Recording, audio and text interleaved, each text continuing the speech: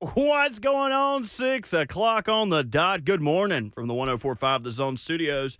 I'm Robert Walsh. Thursday night football was last night was a little bit of a snoozer. Chiefs beat the Broncos for the 16th straight time, 19-8. That score has only happened one time in NFL history. Mahomes finished with 306 yards, 1 touchdown, and 1 interception. Travis Kelce, despite being limited in the week, caught 9 balls for 124 yards. Broncos fall to 1-5 on a night where their defense played well, but too many costly mistakes on offense. 2 interceptions and a late fumble by Samaje Perine was too much to overcome. 3 Titans players have been ruled out by the team and did not travel to London. Traylon Burks, Luke Gifford, and Elijah Molden. Derrick Henry and DeAndre Hopkins practiced without designation. Azeez Al-Shire and Aaron Brewer remained limited with neck injuries and were joined by Amani Hooker, Danico Autry, and Jeffrey Simmons, who were also limited. Tier Tart is the only Titan who has not practiced this week and will travel to London. Titans and Ravens kick off at 8:30, but remember, Lee Company countdown to kickoff and Titans radio before the game to get you ready. All right here on 104.5 The Zone. For all your foundation repair and waterproofing needs, visit USSTN.com. Breaking news at once on your home for the Titans and the Vols. Now down to the Admiralty in London with Ramon, Kayla, and Will. Right here on 104.5 The Zone.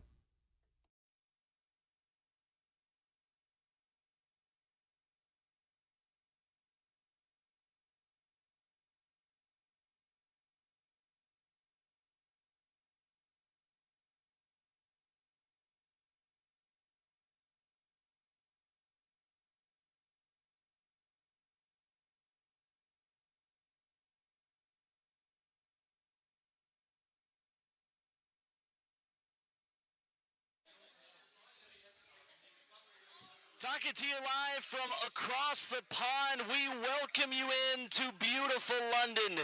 It's a beautiful day here as the Titans get ready for the Ravens, and we talk to you from the Admiralty right in the center of it all. We got a jam-packed Friday show for you, previewing Titans and Ravens, the NFL weekend, and bringing you the sights and the sounds from right here in international game number 2.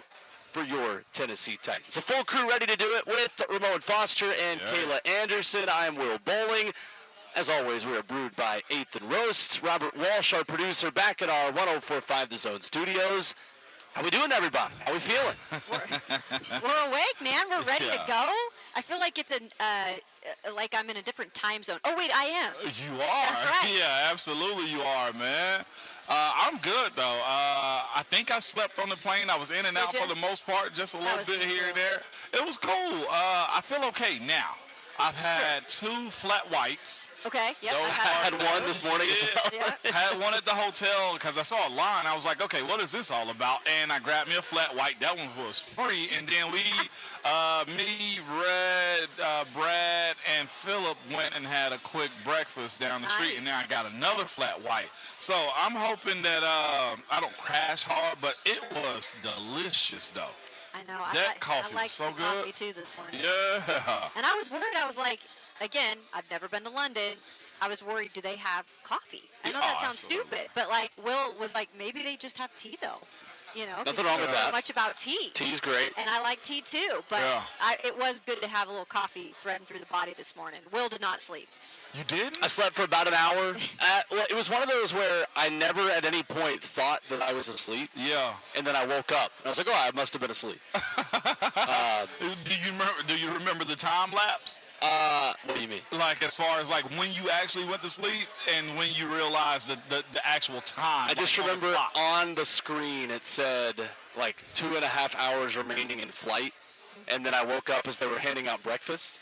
Oh. And I finished the show that I basically started and finished in the same 24-hour span. Okay. Jack Ryan on Amazon Prime. Highly recommend. Okay, how many episodes you make it through? It's only 6. Well, I made it through 5. Okay. So I've saved 1 for the trip back. Okay. But he watched majority Braves game. I did not watch really any of the Braves. Oh, wow. I followed it on MLB.com, and then news traveled over the Atlantic that the Braves were knocked out, and I can't be bothered. Yeah, they lost 3-1. Yeah, they lost. Unfortunately. What in the world? I know. Yeah. What the? I know Travis took it hard too, huh, Kayla? I know he did. He was not happy this morning. Can't be bothered. Yeah. That sucks though, because there was such a good team throughout the entirety of the year. Team. Yes. and then to drop the ball, no pun intended, the way they did in the playoffs, man. Again, that's always a statement right there, and that's very interesting to where this Titans team is too. It's not even a transition, but you got to somewhat ask yourself whenever you're a fan of a team, if your team is good and above the line and they compete and they make it to the postseason, okay, it's two types of teams. The front-running team that's had a phenomenal season all year long. Braves had a great season all year long. Yep. Or you find yourself like the Phillies, like, okay, the regular season is cool, but we want to win the postseason. Like, there's such a fine line on how you cope with just being okay during the regular season, but you win well in the postseason. Yeah. And the Phillies have shown past couple of years they can do that, right? They have, but it sucks though, because I know so many Braves fans, of course, and you don't want this to be the trend either. You know, it's like, oh, we're good during the regular, and it's the postseason. Like, oh, come on. I was really hoping we were going to avoid having this conversation. I know, but like that is where you got to temper your emotions when it comes down to how you fan out. Will's got the screw face right now. Will's like, screw that, Mo.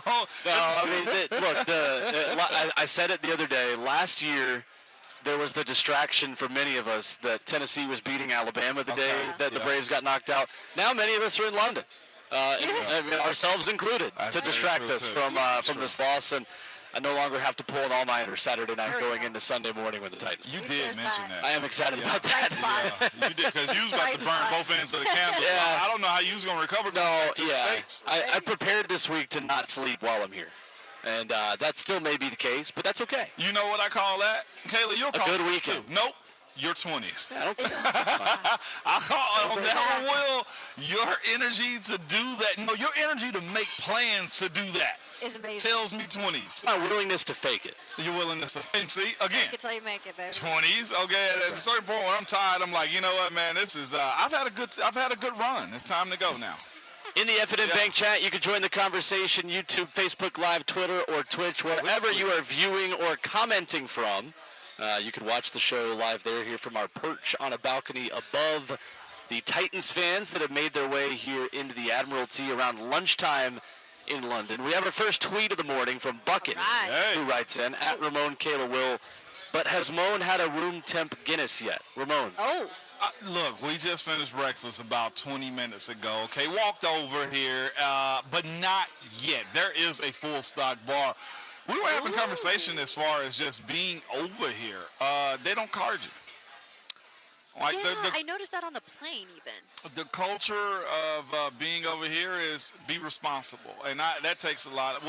That has to be a society thing, number one. Sure. Okay, and now I'm sure rules are broken and stuff like that. But no, I haven't had the room temp Guinness yet. But I'm very fascinated to see what the offerings are whenever we get the opportunity. Offerings. So I did that right there, offerings. Coming up this morning on the show, Brent Hubbs at 7:20, our weekly conversation with him. We will spend some time previewing Tennessee and Texas A&M with him coming up here at 7:20. And voice of the Titans, Mike Keith, as the Titans take the practice field up in the northwest of London here this afternoon. He will join us at 8:20 this morning. We'll get into our big Titans discussion and preview of the game at 9:20.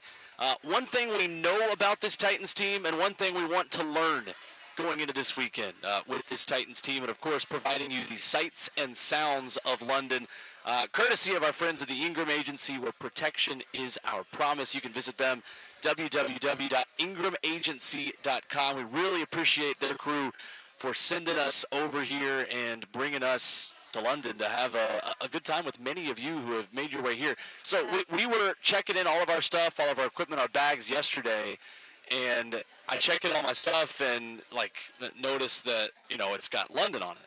And the guy checking in the bags goes like, "Oh, so are you going to the game?" Like, "Yeah, we'll be there." And he goes, "There are so many of you." And I was, "Really?" He's like, "I didn't know He goes, "I didn't know Titans fans rolled this deep." I was like, "Yeah, absolutely." Take the surprise out of your voice, please. Yep. Although Will and I did run into quite a few Ravens fans this morning for some reason. When we arrived in London, we're like, where is the flock coming from here? Yeah. Maybe the Titans got here earlier because they knew what was up. Yeah, and maybe they fans have already had their fun, too, considering they've been here for a week already. I hadn't seen any of the flock around. We've seen a Seattle Seahawks shirt. Oh. Rhett spotted that one. Okay. I've seen a Nebraska sweatshirt walking down the street. I've seen Vanderbilt. You got to be really proud to rep that at this oh my point. God. Well, over here you're immune to it. Exactly. Yeah, you're good to go over here if you got on that Nebraska. I saw Vandy. I hadn't paid attention to many other NFL clubs or sports teams, but is that Tennessee Orange? No, that's like a Columbia. Not yet. Not yet. I'll tell you what, though, the public transportation is legit. It's wild, isn't it? I love it. It's legit. I love it so much. But one thing you got to do is wear a tank top because it's so dang hot down there. I never get hot. You guys know this. I wear like puffy jackets in the studio. Ask Will. I was like, I'm about to pass out. True. Yeah. That's very true. But between it does get a little steamy in there.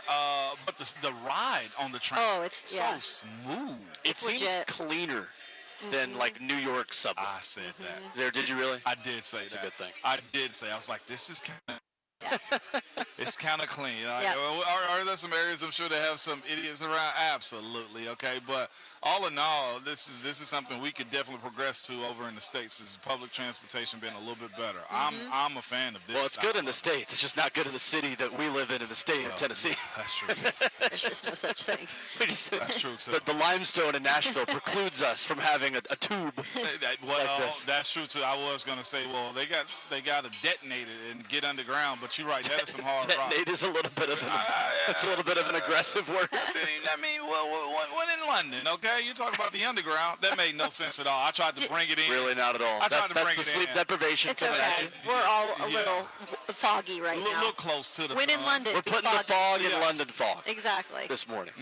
That was nice. That was nice. 615-737-1045 if you want to join us from the Music City here in London. Coming up, we dive into the headlines for the Tennessee Titans. Who made the trip, who did not, and early observations of the scene here in London. We've seen a lot of two-tone blue. We are here at the home for Titans fans at the Admiralty here in the heart of London here this afternoon in London at about 12 p.m. So we're hanging out with you all morning here from across the pond. Glad you are with us, and I hope you keep it dialed in right here, whether you're watching on 104.5 The Zone TV or listening on the FM radio signal as well. We dive into the injury report and the headlines for the Titans coming up next right here at RKW, brewed by 8th and Roast.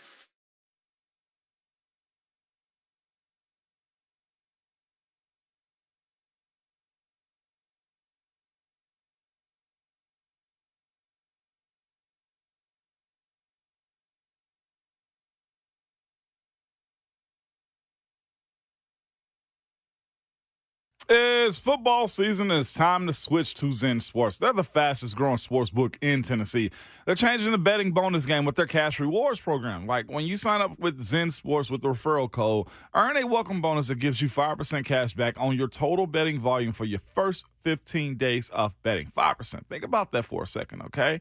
On Zen Sport, if you keep betting, you keep earning also. You can earn 3% of your betting volume every month with their cash loyalty programs. What other sportsbook is rewarding you every month with cash, not credits or points, okay? So stop wasting your time and money on other sportsbooks when you could be earning real cash rewards with Zen Sports. So download today on the App Store or at zensports.com. Your wallet will thank you later. And if you have a gambling problem, call 1-800-889-9789. Terms and conditions apply. You must be 21 years or older and present in Tennessee to bet.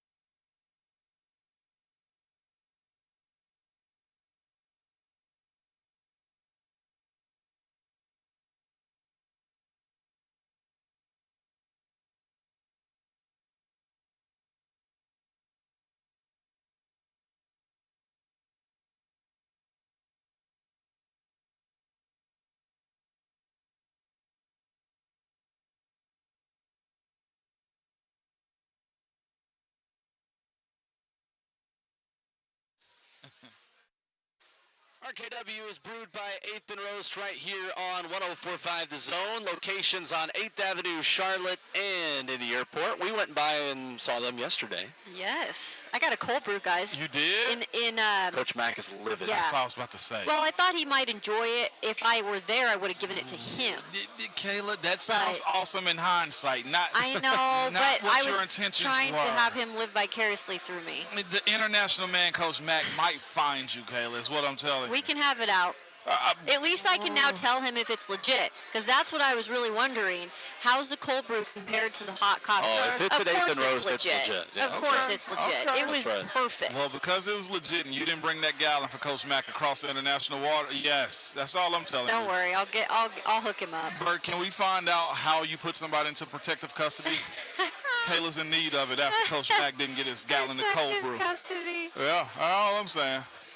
He might have my passport revoked, so I can't go back to the States. It's not a bad place to be at if you over here, Yeah, though. I'm fine We'll with say it. that. Just London's let me- nice. Yeah, I'll chill here for a bit. Yeah. So what has been the biggest adjustment you've had to make in the short time we've been here? For me, it's looking right instead of looking left. Yeah? Oh, yeah. Crossing the street. Oh, yeah. Mental pretzel. Ours was...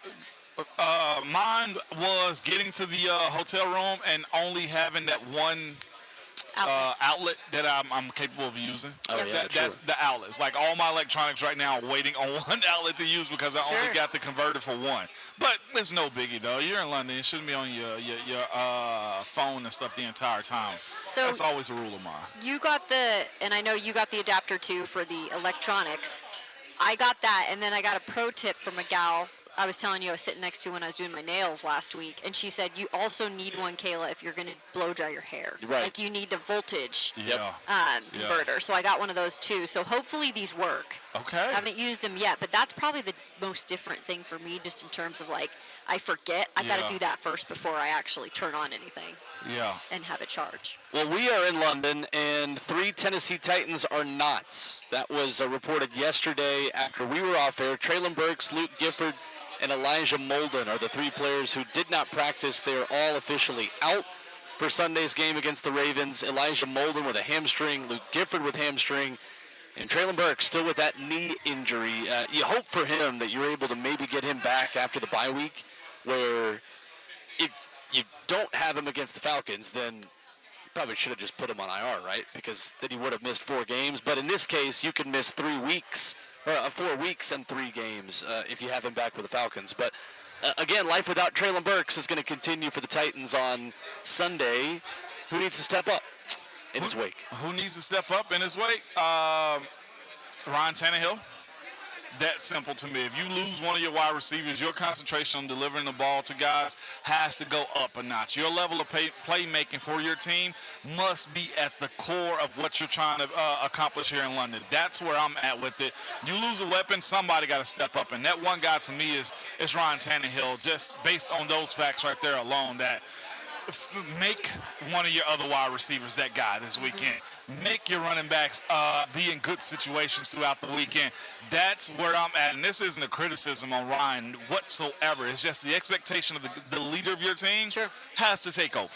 Especially, now that, like you were saying, you got another game without Traylon Burks. You got Kyle Phillips back, but we haven't really seen anything from him out of the gates, right? No. And I don't know how long that will take for him to get in this groove of this offense, because he's a new piece for Tim Kelly's offense at this point, because he hasn't played in it in the regular season. What about Chick? I wonder, in a situation with players that need to step up starting now, just the kind of frustration we saw and heard from him in the locker room this past week, can he channel that into energy where he can actually do something with that, right? Yeah. And take a turn in the right direction. So less drops, less shooting themselves in the foot with penalties. The OPIs killed them last week, especially that red zone. That has to be clean plays, especially down there, guys, because that is where they have to convert. And if they don't do it, I don't think they can win the game. Yep. Number 1 goal in the red zone. No penalties, no sacks, no turnovers. Yep. Last week, I feel like we had all of those. Yeah, we had all 3. Yeah, right. we had all 3 Triple of them, threat. man. And that, of course, good to Kayla's point, is how you be more successful in this league, in this game, especially against the Ravens. Like, I know they lost last week, and again, coulda, woulda, shoulda. I've been saying won that game in Pittsburgh. But you're going to have a real ticked-off team with Baltimore trying to get on the same win streak that the Titans are, too. This is going to be a fascinating matchup, y'all.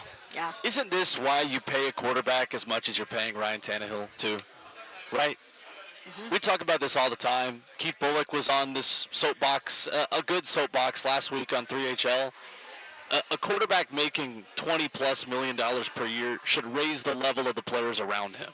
We've seen that at times this season.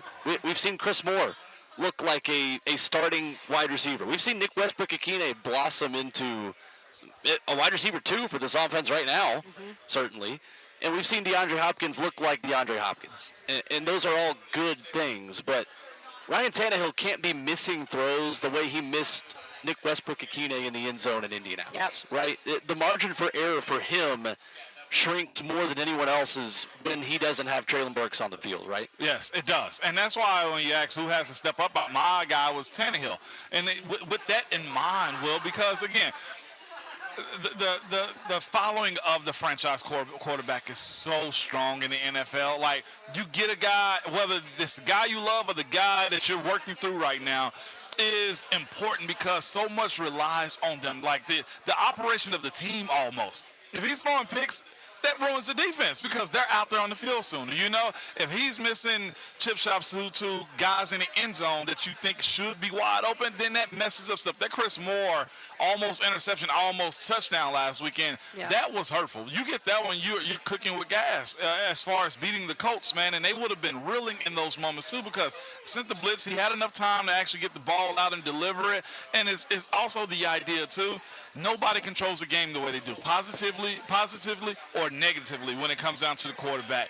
Tannehill can't be that guy this weekend, and I'm not anticipating him having a bad day. I'm saying all these things in the expectation that he has to grow, especially if you're going to be if this offense is going to have more Tajay in it too. That means there may be more versatility, so you can't miss in those moments. Understanding all of that, Will. That's the guy for me that I want to see step up again. I think, you know, we're going to talk about this with Mike Keith coming up at 8:20. And Kayla, we were talking about this earlier this week, too, you and I, that this does feel like it could be a moment where Tajay Spears has his Derrick Henry figures things out in London moment, right? Like, we're going to continue to draw those comparisons, and maybe unfairly, right? Tajay Spears is a rookie. Derrick Henry was a little later into his career at that point when he was here and had that come-to-Jesus meeting literally with Eddie George. But Derrick Henry became Derrick Henry in London.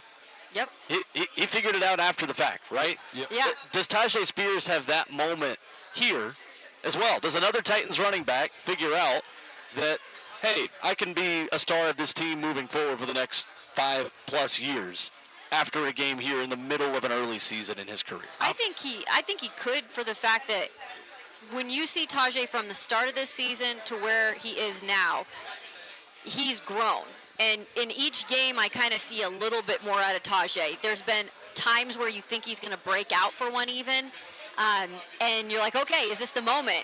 So it all is starting to build, and the way that Tajay handles business, guys, and I had him for my 2-minute drill this week where, you know, you kind of get to know the player off the field. And I've talked about the moment where he steps out on the field before pregame in his bare feet because he wants to really, like, be one with the field and like have that moment. Even Okay, Ben what am I going to do today? I'm going to visualize it, right? Like, that's Tajay Spears. He is definitely a guy who, going into every game, he expects the most out of himself. And he, I think, in this type of game, in a situation like this where kind of a little bit of an unknown, hey, play a little more free even, right? And maybe he can have one of those moments. I think that would be huge for, obviously, not only him, but for this entire offense. So with Tajay, in that last game against the Colts, you guys remember the drive in which he scored his touchdown on. The toss, he ended up making a play. So being on the sideline, you do see certain things, and you try not to overread, overanalyze stuff. Somebody might be upset about themselves. It could mean nothing. But on this particular drive, before that drive, we're down on the far end of the field, and I see Tajay, and I'm watching him. He's walking. He's bouncing. He's dapping folks up. He's bobbing his head. Whatever tune he has in his mind, he's playing it, and you see this level of intensity and maturity and awareness of the situation too. So I'm just watching him, and I'm in my spot just peeping the field, watching. Like, okay, young rookie, he's excited. And the thing was, he started just fist pumping everybody, just pound here, I think pound I saw there, a quick pound there. shot from the sideline. Yeah, and then he came and pounded me, and I fist pounded me, and I'm just like, all right, cool, let's go, man. And I'm like, all right, Tajay. So he fist pumped me real quick, man, and he goes out. And I just remember watching him in that drive, that series, and I wasn't shocked that he scored. Right. I wasn't shocked that he was excited to get to the end zone because something about that drive, on that scoring drive right there, had him in his moment, man, and it was fascinating to watch him. Tajay is going, can be, I ain't gonna say it's going to be, can be a huge part of this team's success.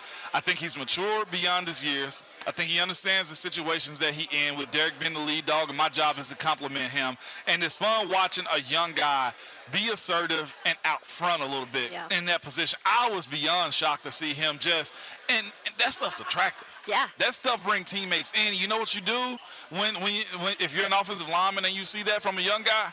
It puts your belief in him a little bit more too. He had to work for that touchdown, but watching his flow on the sideline into the play of the game, and for him to cap it off in the touchdown, chef's kiss. Well, and you mentioned something just in terms of, like, I feel like the moment's never been too big for Tajay. Since the moment he stepped on that field, as a rookie, let's add that, and had the reps he's had. And we have kind of alluded to the fact where maybe some of us didn't imagine him having that many reps out of the gate. Yeah. He's never struck me as a guy like the moment was too big for him. Yeah. And there are situations in the NFL as a rookie where I think sometimes when a lot's on your shoulder, or you were this draft pick and the ACL thing and all the stuff that came along with it, it never bugged him at all. He was just straightforward focus. Yeah, I think you are seeing the evolution of a Titans offense maybe take place again on Sunday, right? If you're at 2-4 going into the bye week, you have a natural moment to adjust a lot of the ways you want your offense and you want your team to look for the rest of this season, right? I think there is a level of desperation going into this game that you feel, thinking about, how often do we talk about on a road trip? You want to have a happy flight back home, right? Yeah. That's something that's especially true in sports where you go away for 10 days, right? Baseball road trips, that's always a big thing, right? You want to have a happy flight after an entire road trip. You even go 3-7 for 10 games, right? You want to have a happy flight back home. It does feel like, this is a longer flight back home to stew on a loss or celebrate a win a little bit longer. It's also an extra week to do it, and an extra week to decide what magnified issues or what new opportunities for growth take place on Sunday that you either build on or you tear down. And it's not totally fair to judge one game as an entire turning point of a season because it's 1/17th of the entire season. But this one, against a rival, an AFC game, because you lost to the Colts, this game has such a higher level of desperation to me because Mike Keith says it with us all the time. If Mike Vrabel felt like he had to run the single wing offense to win a football game, he would run the single wing offense. Is he willing to give Tajay Spears 20 carries on Sunday against the number 9 rush defense in the NFL in order to use the wild card of element of surprise that you can only use a couple of times out of desperation of getting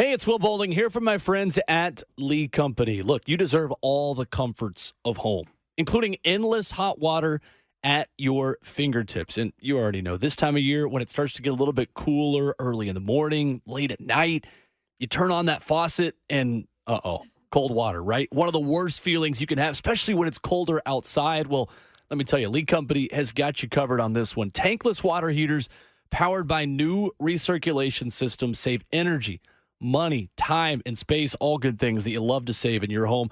And Lee Company, they're going to save you money. They've got a limited time offer of $750 off a tankless water heater when you purchase a recirculation system. To make the heater even sweeter, qualified buyers, you're going to get 18 months of 0% financing. This is a great offer for my friends at Lee Company. You got to give them a call, 615-567-1000, or go to leecompany.com/promotions. Take a look at all the great offers there and get $750 off a tankless water heater. That's 615-567-1000, online at leecompany.com. That's Lee Company, all you need.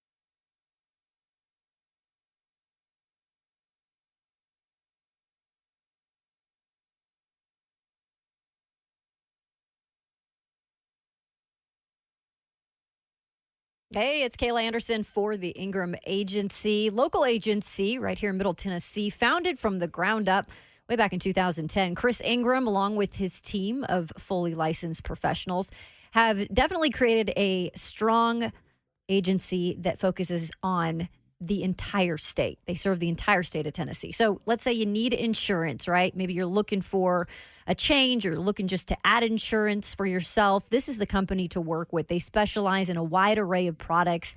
They include everything from auto, home, life, commercial, even aviation. And it's not your average insurance company. No, you won't be just another name on the roster. The Ingram Agency was founded on passion for education and support of its clients. And really, the one goal has always been to guide and protect those clients comprehensively. So let's say you want a family-owned insurance company. You want to feel a part of that family. They care about the customer. This is the agency to call. The Ingram Agency, 615-206-8276. Or to find out even more, you can log online to theingramagency.com. Make sure to rest easy with the Ingram Agency.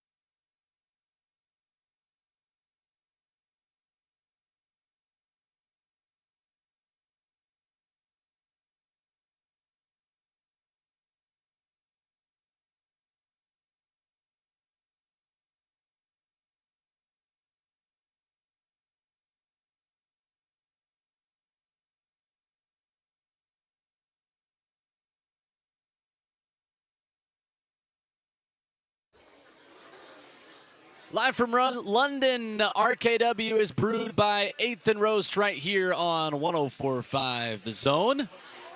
615-737-1045, the number. Brent Hubbs stops by coming up in 20 minutes. No, he's not here, but he is in Knoxville as Tennessee gets ready for Texas A&M. We'll dive into the Tennessee headlines as the Vols get ready for the Texas Aggies in front of Checker Neyland coming up on Saturday nights. We were talking about Derrick Henry, talking about Tyjae Spears, the Titans offense.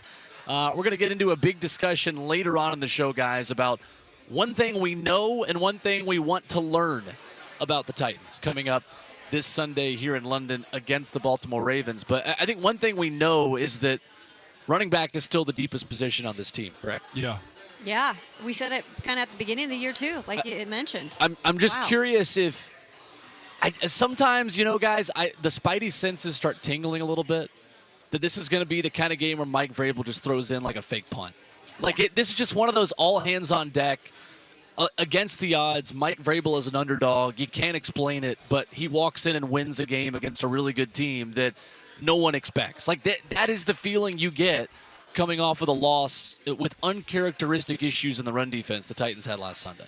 Just pulling out all the tricks overseas is I what think you so. Yeah. I really do. If you're going to do it, of course, this is a game that's meant to build a brand, right? The NFL brand. And of course, your team can make its claim in that stake also, man, is just as far as how you are viewed worldwide, essentially. So, yeah, you have to be able to pull out all stops if you have something up your sleeve. If that situation presents itself, too, that has to play a part. You don't want to force a fake punt or end around or something like that. But if it's there and you've been practicing it and the opportunity's right in front of you and you're trying to get a win, we have to ask this question, too, coming into this weekend. Is this a must win too? Yeah. You know, in the early part of the season before the bye, as players, you always want to win going into the bye. Unless you've just been rolling. Let's say if this team was 4-1, okay, all right, we'll take a loss right here. It just is what it is. But the way it's been set up so far with loss, win, loss, win, loss, it feels going into the bye. It's a must-win situation, and every weekend is like that. But you were speaking about, well, you don't want to have that long hangover of losing, then having to deal with the bye week loss and vibes and answering questions, right, Kayla? Yeah. How you guys going to get back on track?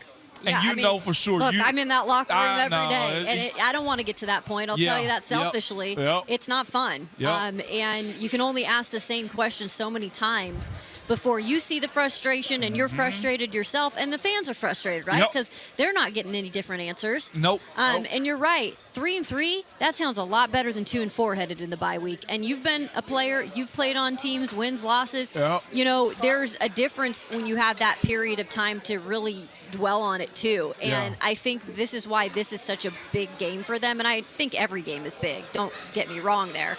But the sense for me in that locker room this week was like they need a win. They don't need just a win. They need to start stringing together wins. So whether or not it's a Mike Vrabel special, which he's been known for in the past as being the underdog and coming into a game that maybe they're not picked to win and they win these games, that's fine and dandy. I love that. But you got to follow that up now with winning and beating teams you're supposed to beat. Yeah. Will, you said a word earlier. I forgot what it was, man. I was going to get to it. You mentioned Tyjae and Derrick. We were talking about them. Golly, what was the word you was using, man? I don't know. But let's just call it the consequences of losing this week as far as changes, right? Sure. If that's the case, like there will be consequences, you know, to wins and losses. If you get a win over here in a different method, you got to say what you did. That's what we're saying. We were talking about Tyjae, of course, being incorporated in this offense. What do you do with Derrick if that is the case, too? And in this league, it simply boils down to this. Go win the ball game. If we got a hot hand with a guy, if a guy help us out a little bit more than somebody else, it's okay to continue to go to the guy because at the end of the day, it's all about wins and losses. And your coaching career is based on those wins and losses too. And whether you get fired, and Vrabel's at a point to where he's got staff underneath him, and you don't want to be the guy to get certain guys fired because you choose to go with what people want. No, what does the coaches want in this situation right here? They want to win, and I'll be fascinated. I'll be really paying attention to what are the reps this weekend for not only just Derrick and Tyjae, but for Chig, Yep. Josh Wiley. Yep. Watching what happens with Peter. Can he do it again in the second weekend coming into this thing, man? How is Big Jeff's shoulder? Like, there's a lot that's got to go into play with this group. And also this, Baltimore has a very good tight end and Mark Andrews. Yep. Gifford got caught last week. And not Gifford. What's his name? Not Chance. Gibbons. Gibbons. Dr. Gibbon. Got caught in what's the name last week? Pass coverage last week. What is it going to look like against Mark Andrews? That's the challenge. If we're going to be completely honest, if Lamar can't go down the field to his wide receivers, who's going to be covering Mark Andrews? And I hope it's not Dr. Gibby when it comes down to, or he has a better showing this week. I think at some point there has to be improvement that kind of stays that way, because here's what we're seeing. We're seeing one game where the line, we're not talking about it, so it's a pretty good performance. Yeah. Then 1 week, they're not having a good performance. Yeah. And then the next week, it's the defense that maybe looked better. But now the next week, it looks horrible, and they gave up the most rushing yards they have in 10 consecutive games. Mm-hmm. At some point, you've got to start to see a little bit more cohesiveness and consistency on defense and offense. And not every game you're going to have a great game on both sides of the ball. But I feel like every week we're picking apart something that was good the week before. Right? Yep. Absolutely. Well, it's what the defensive guys mentioned this past weekend coming off the loss to Indy, is that there are a lot of guys saying my bad in the huddle after plays in Indy. And I think if you want a game to prove that your run defense is still good, it's against Lamar Jackson in Baltimore when the run defense is 11 on 11 and not 11 versus 10. Yep. And that is what I used to go into Ravens games with Lamar Jackson at quarterback thinking this was a one-off, right? Mm-hmm. These games aren't one-offs anymore. It's almost like half the league has the threat of athleticism. Nobody has the athleticism of Lamar Jackson at the quarterback position. Hear me when I say that, right? That Jalen Hurts in his own right is not Lamar Jackson. He's a different style runner, right? He's more like a Josh Allen, kind of in between the two almost, you might even say, of the athleticism, but also, I mean, it's a requirement every time somebody broadcasts an Eagles game that they have to mention how much he squats on a daily basis. This is not a one-off game anymore, right? You don't have the excuse of, well, our run defense wasn't great because it was Lamar and, there's a different challenge in stopping him. This isn't a different challenge anymore. No, we ain't got no time for that, There's man. no excuses when you give up as much as you did to Zach Moss. No. Much less Jonathan Taylor. And I heard Mike Keith on the call last week. Speed ain't Zach Moss's thing. It's not. And you got burned by a guy who's a possession back, man, or, a 5 to 10 yard guy. He's patient. And that's what I feel like and truthfully, that's what Lamar does when he's scrambling. He will sit back there and toy around with you. So I'm hoping this week the rush coverage, the run blitzing that they do to stop and get after this Baltimore team is going to be fascinating. But I laughed, though, at Will a second ago when he said the defense said they had a bunch of my bads after the play. Yeah. After a while, you get fed up of my bad. You get it started to tick you off a little bit like, well, you're going to do your damn job then. Well, and it was one of the rare moments watching that defense where I'm not sure anybody could feel great about their performance walking out of it, right? Yeah. And the only reason Indianapolis didn't score more points is because they ran the ball so much.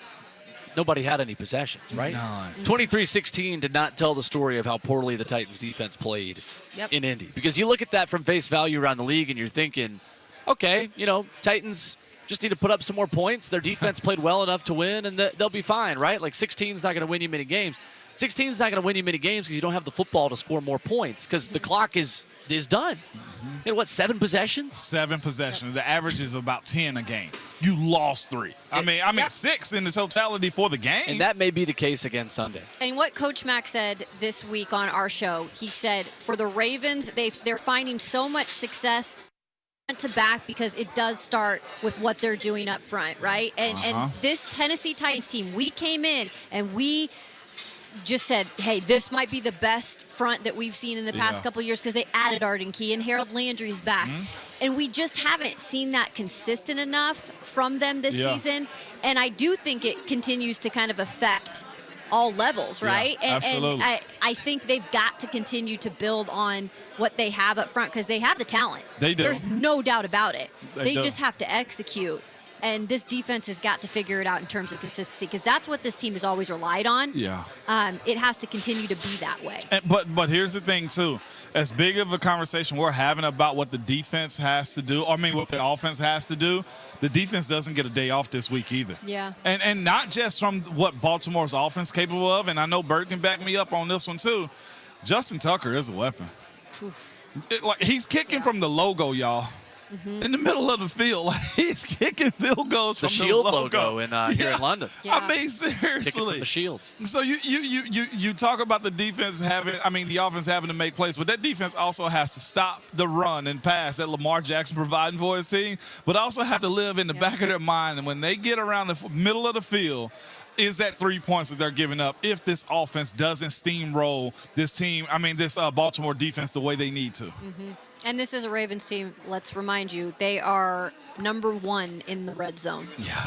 So yeah, they don't mess around down there. They don't. 615-737-1045 if you want to use your time to not spend international minutes, but still talk to us internationally. You can do that via our phone lines back in our Music Row studios. What am I smelling, guys? It smells food. delicious. It smells delicioso. It smells like a beef food smells stew good. kind of situation, maybe like maybe a little chicken pastry. curry Yeah. in the air. It's just yummy smell. I am whatever absolutely starving sitting here at the Admiralty. If you're by chance listening to us and you are here in London or in the, continent. Close to Piccadilly Square right now, aren't we? Yes, we are. Trafalgar Square. Trafalgar Square. Okay. Piccadilly Circus. Piccadilly Trafalgar Circus. Even though it's not much of a square we're looking at, it's actually a circle. I was going to say. There is an actual art museum, too, across the street. There is. Is it free to go in there? Because I would absolutely love to go to an art museum. Yeah. It's free? See. Our producer back There there you said go. he's free, man. Raul Engineer Velez said helping it's us free. out, doing a great job, keeping us on the air internationally here. Robert Walsh busting it back in our 104.5 The Zone studios as well. We appreciate all these guys keeping us informed on the sights to see and making sure you guys can hear us. 2 of the 5 senses. 2 of the 5 Sight senses. and smell.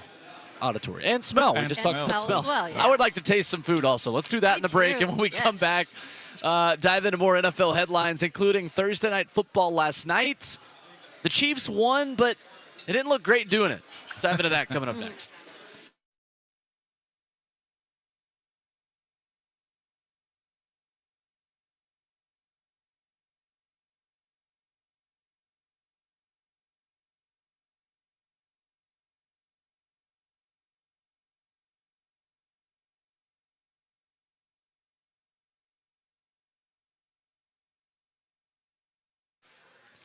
Hey, it's Will Bowling here from my friends at Lee Company. You know I love talking about these guys and how much they can do for you and for your home week in, week out, 24/7, 365. So is your water heater not heating the way it's supposed to? Maybe your sink is leaking, the drain is clogged. You hear me talk about all the different services Lee Company provides. Well, available 24/7, 365. They have got you covered for all of your plumbing needs. Right now, you can enjoy $20 off a plumbing service call for a limited time. Just contact them, 615-567-1000. That's a great number to remember for anything you need around your home, your to-do list that tends to grow week in, week out, especially during this busy time of year. 615-567-1000. Online at leecompany.com for an appointment to take care of your home plumbing from top to bottom. Again, that's $20 off your next plumbing service call at leecompany.com. 615-567-1000. That's Lee Company. All you need.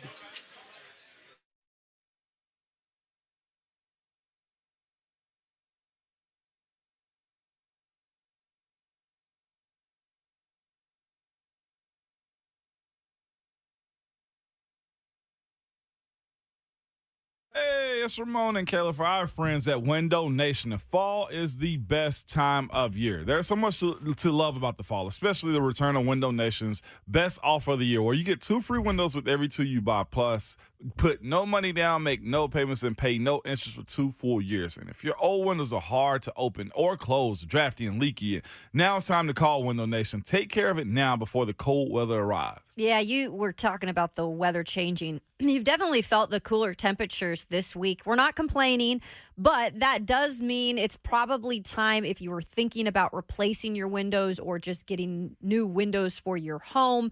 This is the time to do it because you don't want to wait till the winter months when you're going to crank up that heat and all that air is going to be going out those old windows. So make sure that you call Window Nation. They are the professionals. And I said you could save up to 30% on your energy bills. You really can.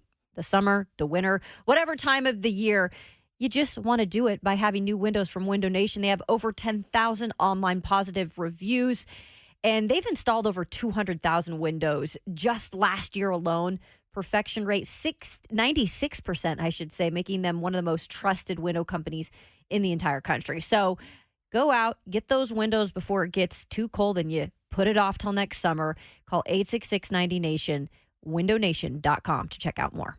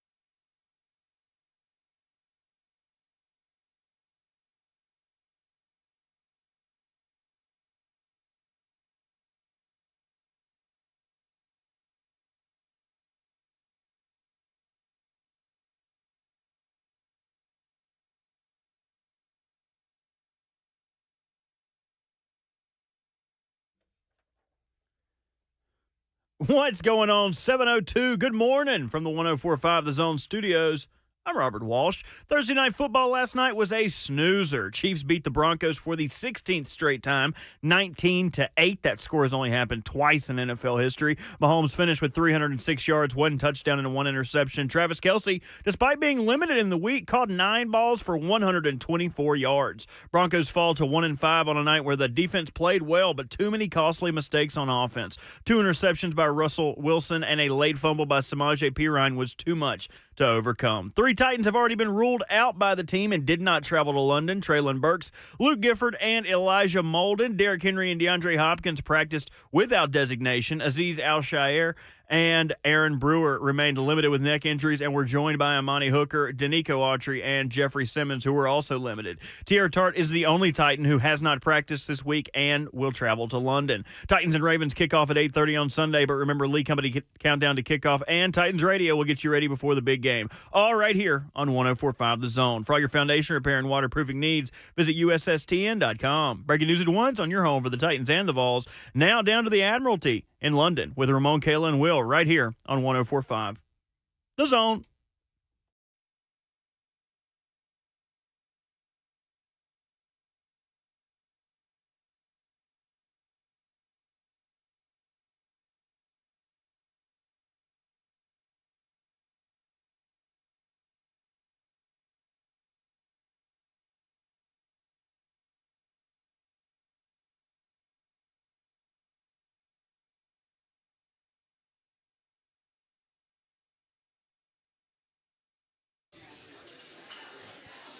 We welcome you to a Football Friday edition of RKW, and we're doing it live across the pond in London. With you today from the Admiralty, we've got Trafalgar Square in the background. We've got Titans fans all around the pub. They've got some pints, they've got some meat pies, and they've got us. Ramon Foster, Kayla Anderson, I'm Will Bowling. Raul Velez keeping us on the air here in London.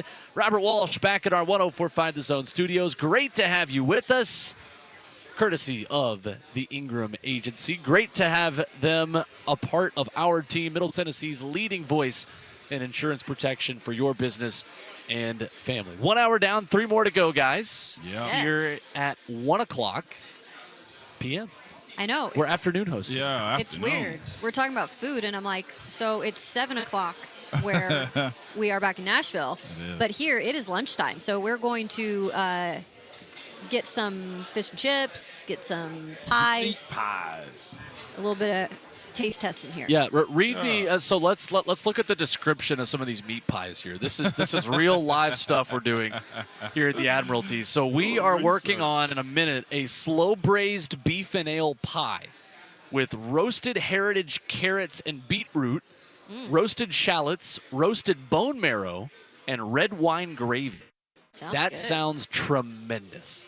Listen to your very palate. good. Oh. You guys' palate just so advanced. We will right also now. be having some beer-battered haddock, There we go. Here's triple your cooked fish and chips, crushed minted peas, and tartar sauce. They call them Yes. minted peas too. They're minted. Minted According to peas. my script, yes.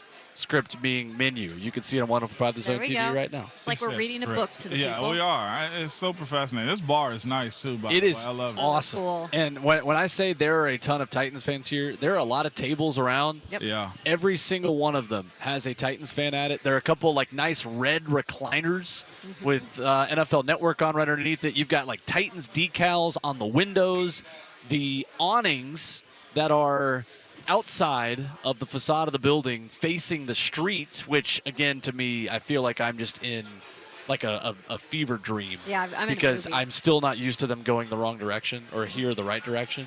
But the awnings are two-tone blue, Titans colors everywhere. We've not seen many ratbirds walking around. We only saw those at Heathrow. So, Right. no, In it's there. been like a ton of Titans fans here at headquarters for Titans fans at the Admiralty in London. Yeah, and they'll be here all day. Obviously, Buck Rising follows us, and then there's an event tomorrow as well. Correct. For fans here. Yeah. So that will be exciting. 6 to 9 London time if you're in London. Come down here and be a part of it. No doubt. I'm not sure if you guys even paid attention to them, but out on the building that we're in now, the bar that we're in, pub Yes. that we're in right Who? now. Thank you. Admiralty, the gold leaf Titan letters I on didn't it even is see so that. Oh, yeah, they're in gold, aren't they? That's cool. more. I'm gonna tweet this out from Yeah. our account. I think more Nashville places should do That's this cool. instead. That's actually pretty legit. Are those just right there. decals? Stickers. I'm sure the Yeah. NFL put up for sure, And but they look these are sweet. really sweet. Definitely a nice change up from the two-tone blue that most places Yeah, have. I really like It's those. like old school British font Yeah. as well. I'm pretty fond of it. Look at the eye there Yeah, that it's Ramon pretty had. doggone- No, it was actually Philip Noel that Oh, what? pointed it out to me. Take the credit. I'll Just take the give credit. credit what credit's due. No, because he The might OG. be listening and he gonna call me a fraud Yeah. because He's like, Ramon- I found that. I We do that a lot to reported you all. that. You know what I'm saying? Look, and you say I take your jokes and make them funnier, Will. So I don't want to be taking people's ideas. Who do you think I am, man? Somebody that's out here just bootlegging people ideas to get rich off of? No, I'm better than that, man. I think I am anyway. Coming up in 10 minutes, we'll get the latest out of the war room from VolQuest.com from our guy Brent Hubbs.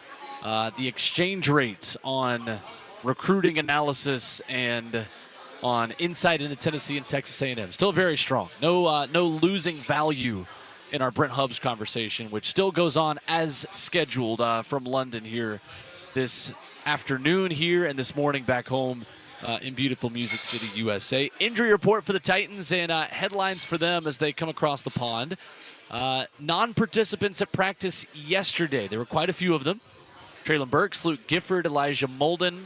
3 of them were ruled out for this game. They did not travel for Sunday's matchup against the Ravens. Tier Tart did not practice. He is here. Did travel with the team. Toe injury still for him. Would be a huge, huge deal if the team could get him back, specifically against Lamar Jackson and the way this team likes to run the football, of course, with Baltimore. Aaron Brewer downgraded from a limited participant Wednesday to a non-participant yesterday. Interested to see how that shakes out today as they take the practice field here shortly. What's he listed with? Aaron Brewer? Yeah. Neck. Neck. I For see him. that being the Okay. case, boy. Golly, snapping that injury. ball and pulling your neck back to block. That's a tough position to play with a neck injury. Oh, my Maybe God. the toughest position to play with a neck It might injury. be, man, Yeah. honestly. And Right. then he might have to put on that neck roll, too. Right. Yep. Ooh. Limited participants. Jeffrey Simmons was upgraded with a shoulder problem on Wednesday to a limited participant. Thursday certainly trending towards him playing on Sunday. Yeah. Gonna have to have him. Yeah. You don't beat the Ravens without Jeffrey Simmons. No, you do not. And, Do and not. unfortunately, I don't know if you're going to get a fully 100% Jeffrey Simmons this weekend. That's something to monitor, just what he looks like early in this game on Sunday. Moving forward. I mean, just in general. And you hate it for Big Jeff because he is all or no way with him. It seems like it's going to be the case. And the fact that he always wants to play too is where you kind of say to yourself, well, what level of health is he at? And this time it was friendly fire, it looked like, Yeah, from it was. Azeez Al-Shire Right.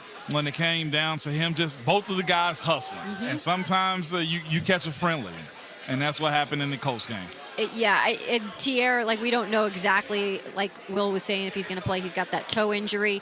Oh, they clearly missed him last They week, did. right? Yep. Especially in the run, defense part of things. So if they could get back Tier, even if he's not 100%, and Jeff, with the shoulder, I know he's not going to be 100% either, but this is what football is, right, It is. Ramon? It is. You've got to get through that type of stuff. Big Jeff did it last year on pretty much one ankle, and he wasn't 100% Jeff, but it was, I feel like, enough for them last year defensively. With the injuries they had, even without Harold, I still feel like the front was pretty decent last year. It was. And what we have to see, too, as much as we're championing Tier, is if he is a factor in the run game. Yeah. Because if they leave out London and he is, Tier must put this on the shirt for the Yep. rest of the year. Yesterday's price is not today's price. No, it's not. That's got to be his motto if he is a factor in the run game. Other limited players yesterday, Danico Autry and Amani Hooker, who were each added to the injury report. Amani with a thumb injury and Danico with a finger injury. Those, I guess, maybe different fingers. I guess they both got hurt. A little ironic there. Elsewhere, you have Derrick Henry and DeAndre Hopkins returning to practice as full participants. Azeez Al-Shire was limited for the second straight day as well with a neck problem himself. Last night, Thursday Night Football, the Broncos fall to the Chiefs. 16th time in a row, guys, that the Chiefs have beaten the Denver Broncos. Patrick Mahomes, stat-wise, you'd think if you didn't watch this game, we were over the Atlantic Ocean somewhere, so we didn't get to see much of it. 30 of 40, 306 and a touchdown, but had an interception in the red zone, cost his team 3 points in that one. You got a 61-yard Harrison Butker field goal in this one that certainly helps Kansas City. Travis Kelce was magnificent, but I don't know what the Chiefs are when Travis Kelce isn't on the field. It just feels like they are relying so much on him. They have got to find a secondary option in the passing game because it just feels like their lack of dudes at wide receiver is finally starting to catch up with him. Yeah, I mean, you went from receptions with him, 924 yards. Rashee Rice, the next receiver, and not the tight end, 4 for 72, and then it just goes down from there. But, again, Kelsey's the tight end. Yeah. The receivers, not nearly as many yards and opportunities as he's getting. Coming up next, we shift the conversation to the Tennessee Football Volunteers as VolQuest's Brent Hubbs joins us for his weekly discussion with us, previewing Tennessee and Texas A&M, a big recruiting weekend as well for the Vols. And the million-dollar question for Tennessee, who replaces Brew McCoy's production in the passing game? Brent Hubbs answers those questions and more coming up next.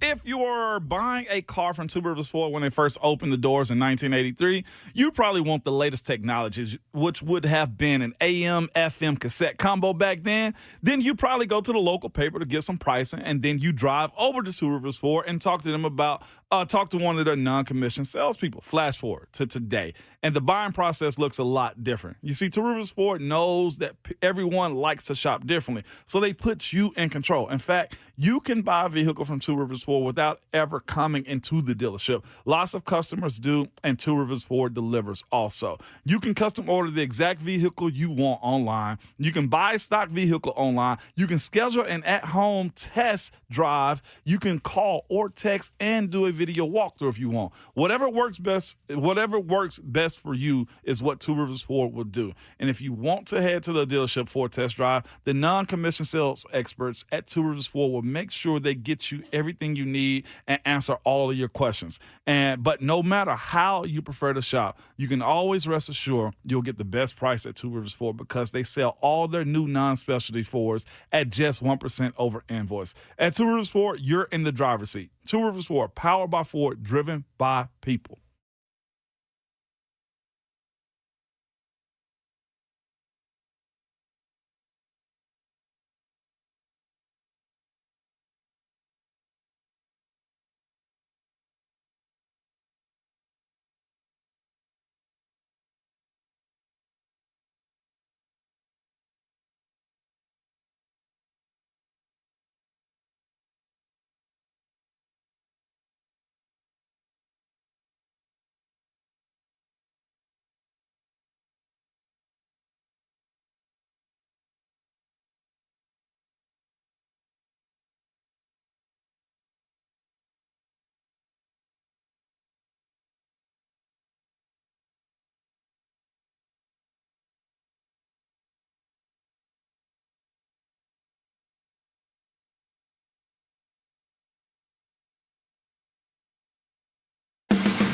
This is your off-the-track racing report, brought to you by Nissan of Rivergate.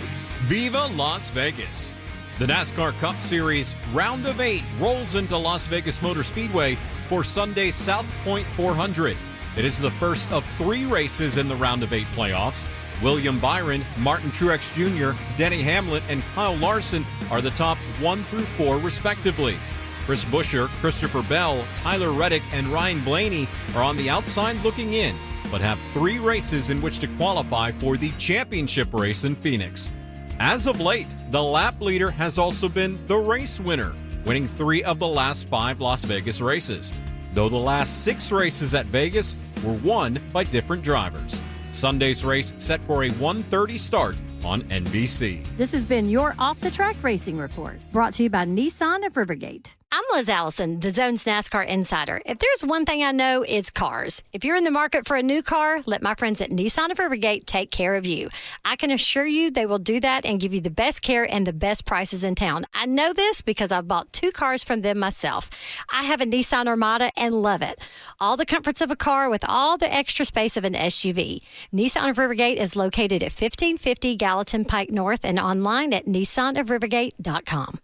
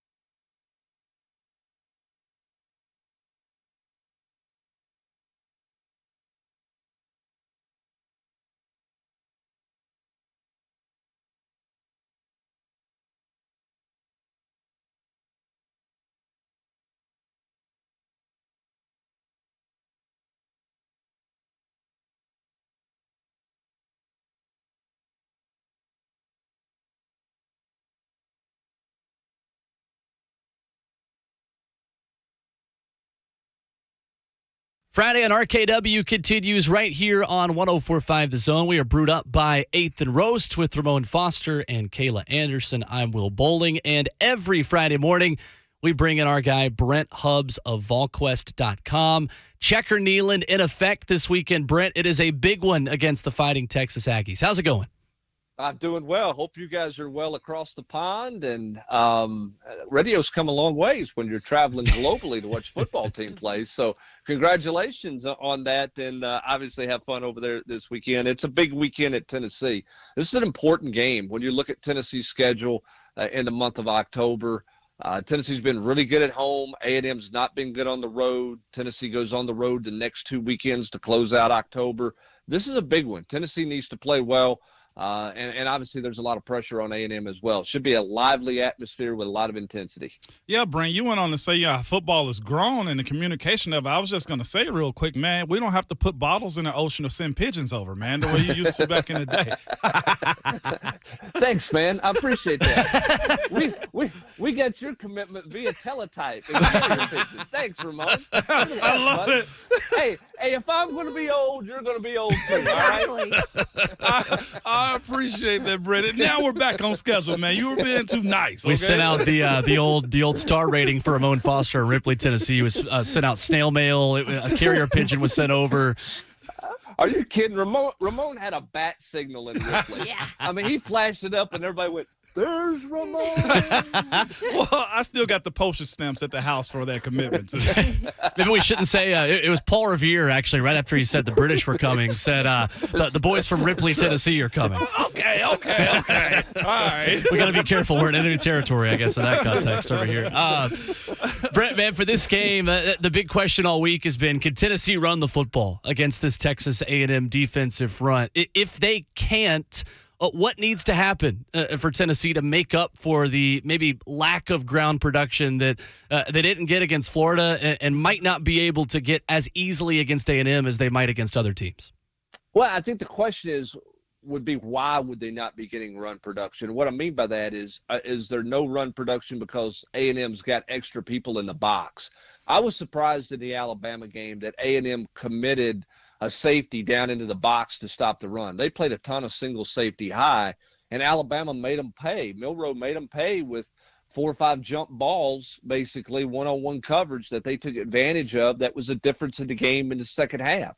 If Tennessee gets that look, and that's why they can't run the football, then Joe Milton and this receiving corps has to make some plays vertically down the field, and that's the bottom line. Now, if Texas A&M plays split safety and they pull people back and they're stopping you with their front four and basically their base front, then you got a real challenge on your hands. And that's the concern. I mean, Florida was able to do that. They could handle Tennessee's run game pretty well without committing a bunch of extra people into the box. Now, Tennessee's got Cooper Mays back. We all believe that's a big deal. We thought it was a big deal against South Carolina.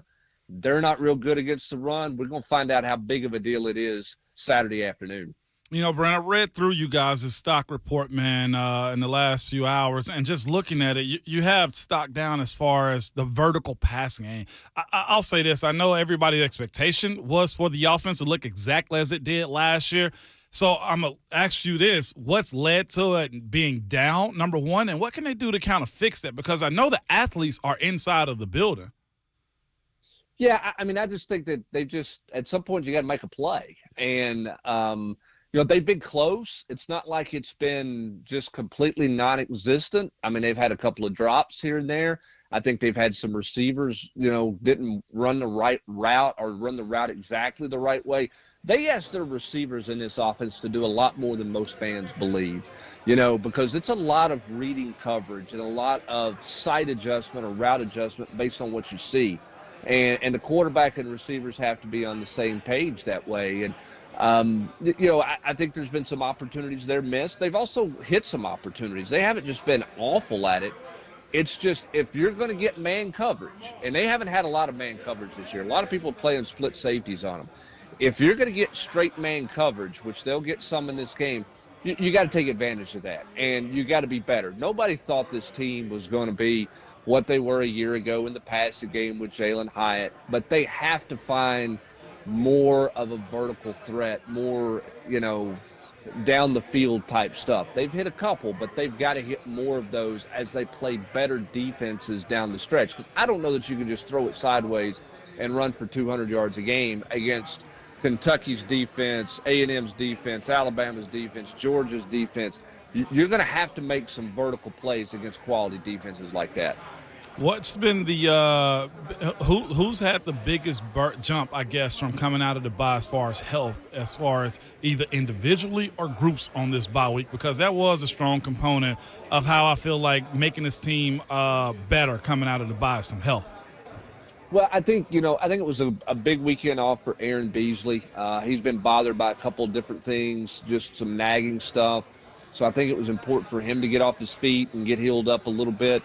It was important for Joe. Joe Milton's had the knee tweak a little bit. He's had some sore ribs that nobody's really talked about from a shot he took in week 2. He's going to have to use his feet some in this game. Not 82 yards for a touchdown. I don't think they have to call 10 runs for him or anything like that. But Ramon, he's got to help his offensive line out, right? If you have a protection issue, or if they cover you and progression 1 and 2's covered, it's not a bad thing to tuck and run for 3 yards to make it 2nd and 7 instead of 2nd and 13. So you got to be smart there. He's got to take what they give him. So I think it was important for him to get healed up a little bit. Omar Norman-Lott's the other one. I'm not sure he would have played a week ago. So having him back this week will be a big get for Tennessee in that defensive interior. Brent Hubbs joining us now on RKW from London. And Brent, correct me if I'm wrong, because I had to double, triple check this. The Tennessee Vols have not beaten A&M since January 2005. Yeah, it was a bowl game. Rick Clausen beat them in the Cotton Bowl. Now I think they've only played them twice. Right. They had the game at Kyle Field where Alvin Kamara went bananas. Without Jalen Hurd was not playing, and Alvin Kamara kind of pronounced himself, "Hey, I'm pretty good." And Tennessee had a chance to win that game at the end of regulation. They kicked a field goal to go to overtime instead of going for 2 after an offside penalty moved it to the 1. And then in overtime, Tennessee couldn't convert. Josh Dobbs will tell you, if he were with you guys, that he made a bad read on first down in overtime, because if he'd have pulled it there, he'd have hit his head on the goalpost, and Tennessee would have walked away a winner, because they completely collapsed on the end. He made a bad read or a bad decision not to pull it on the read option there. And then they played in the COVID year in Knoxville in front of about 10,000 fans. And that was the day that the news broke that Jeremy Pruitt and an NCAA investigation was going on. So that was not a real good time for anybody. A&M just kind of mauled them, and the focal point of that day was not about what happened on the field. It was about what was going to happen off the field in the coming months. This is just a great setup here on Saturday, and Will mentioned, checkerboard, Neyland. What do you expect this atmosphere to be like, and how can they irritate, I guess, A&M and maybe get them out of a flow from the jump? Well, I think the fan base will be rocking, and I've said this all week long, or the last couple of weeks. I think Tennessee's game day atmosphere, their production in-house is better than it's ever been. I think the fan base is obviously excited about this team. They walk into that stadium with a lot more confidence right now than they have in the last decade or so. So I think it'll be loud. I think it'll be effective. A&M has not played well on the road, 7 straight road games that they have lost.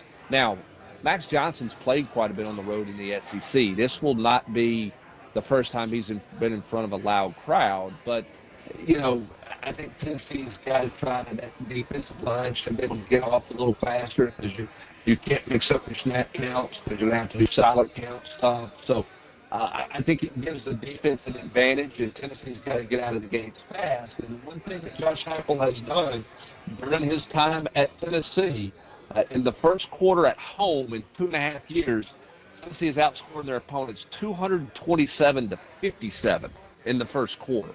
Tennessee started fast. They need to start fast Saturday. That'll keep the fans engaged. Brent Hubbs, VolQuest.com, with us this morning on Ramon, Kayla, and Will. Brent, we talked about it last week and this week as well with Austin on Tuesday about replacing Brew McCoy and who could get in there. I'm fascinated by Caleb Webb the redshirt freshman who, of course, had the touchdown catch against UTSA. What do you see from him, and what do you hear about him as just another one of those options? I know Chaz Nimrod kind of got the first crack at it, but is Caleb Webb a guy you see growing into more opportunities down the stretch? Yeah, absolutely. He's just a very different player. Both those guys are different players than Brew McCoy. They're more speed guys on the outside, probably can get by the defensive back a little easier, but they can't box you out on a slant. They can't box you out on an in cut and do the things that Brew McCoy could do that way. And they can't block with the physical power that Brew McCoy can. Brew McCoy was a +2 finisher. He always fell forward for extra yards. These guys are different players, and Joey Halsley talked about that on Tuesday. Yeah, it's plug and play, next man up mentality, but you got to tweak because you got to play to their skill set. Their skill sets are different than Brew's skill sets. Their skill set is they can run a little better than Brew, so I think they can stretch the field. That's why Tennessee has to capitalize on some of these man-to-man shots. I'm sure A&M's going to try to get in their dish and get really physical with them. We'll see how these young guys handle physicality at the line of scrimmage. Can they get off the ball? It was hard to press cover Brew. How challenging or how easy is it to press cover these two young guys? They're going to get a dose of physicality very early in this game on Saturday. Brent, it's interesting when you look at last year's transfer class coming in and out. Tennessee lost 3 wide receivers from last year's roster who are on other rosters now. Walker Merrill, the local product from here at Brentwood High School at Wake Forest, Jimmy Holiday at Western Kentucky, and Jimmy Callaway, who's at an excellent Louisville team at this point. Is this always going to be, I wouldn't say issue, because Tennessee's got such good talent at wide receiver, had the Bolitnikoff winner last year, but just with the way Tennessee only plays 3 to maybe 4 wide receivers a game, is this always going to be one of the challenges for Josh Heupel to overcome? That, look, if one wide receiver goes down, it's going to be hard to keep a very deep cupboard in that room, just considering how little those guys play on a week-to-week basis? Yeah, and I think that's going to be the case around the country. I think the wide receiver position is going to be a position of transition every year in the transfer portal. There's going to be guys available there for 2 reasons. One, they want opportunities. Nobody wants to sit and wait. 2, if they lose their quarterback, they want to go somewhere where somebody can get them the ball if they don't believe the guy who's on the roster can get them the ball. In Tennessee's case, listen, Holloway got shelved. Callaway got shelved after he dropped the ball at Florida 2 years ago, hadn't been heard from. And Walker Merrill wanted more opportunities. Walker Merrill would be playing. I mean, he would have a chance to start, but he didn't know that, right? They bring in Dante Thornton. They only play 3 or 4 receivers. Yeah, it's hard to sit there and wait your turn. Now, one of the interesting things Tennessee did in the UTSA game, they played Nimrod and Caleb Webb early. Before, they were a part of a first half rotation, which we had not seen. I think that was clearly to, hey, let's make sure we keep these guys engaged because we don't want them leaving us in December because they haven't played all year long. Now, because of injury, they have to play now. But I do think it's something Tennessee's aware of, and we saw that, I think, in the UTSA game. And I think even if Brew had stayed healthy, you would see those guys getting more opportunities the back half of the season because Tennessee doesn't want 3 receivers leaving them at the end of every year because they didn't get to play. When you look at the challenge that A&M is going to bring in, Max Johnson, as you said, is a seasoned guy. He's been all around a little bit as far as SEC road games. But that running back attack that A&M is bringing in, how big of a role does Big O and Elijah and the rest of the guys up front, heck, even Tyler Barron, who moves inside on 3rd down, have to play as far as the depth and quality of play this weekend to kind of control one facet of this game? They have to play well, and they did not play well against Florida. That was a tough lesson learned. I'm not saying that's the reason Tennessee lost the game, but in the second quarter, that defensive front did not play well. They have got to play for 4 quarters and go this week. A&M's interesting in the run game, Ramon, because they'll go a little old school on you. They'll bring a fullback in, they'll lead block with an H-back and a little bit more of a traditional kind of pro-style run game. They'll even run a little split back, which you rarely see in football anywhere, much less college football. So Tennessee mentally has to be sharp up front to make sure they hit all of their run fits. Because what have we seen out of Tennessee? 4th and 2 against Austin Peay. Quarterback pulls it and goes for 40 yards on a run play. They give up a 60-yard run play to ATN at Florida on a bad run fit. 75-yard run play to South Carolina to open the second half on a bad run fit. Tennessee, it's not just about physical. that front seven, because you got to conclude the linebackers in there, they got to fit the runs right, because they're going to try. A&M's going to try to get you out gap. They're going to try to get you out of a gap.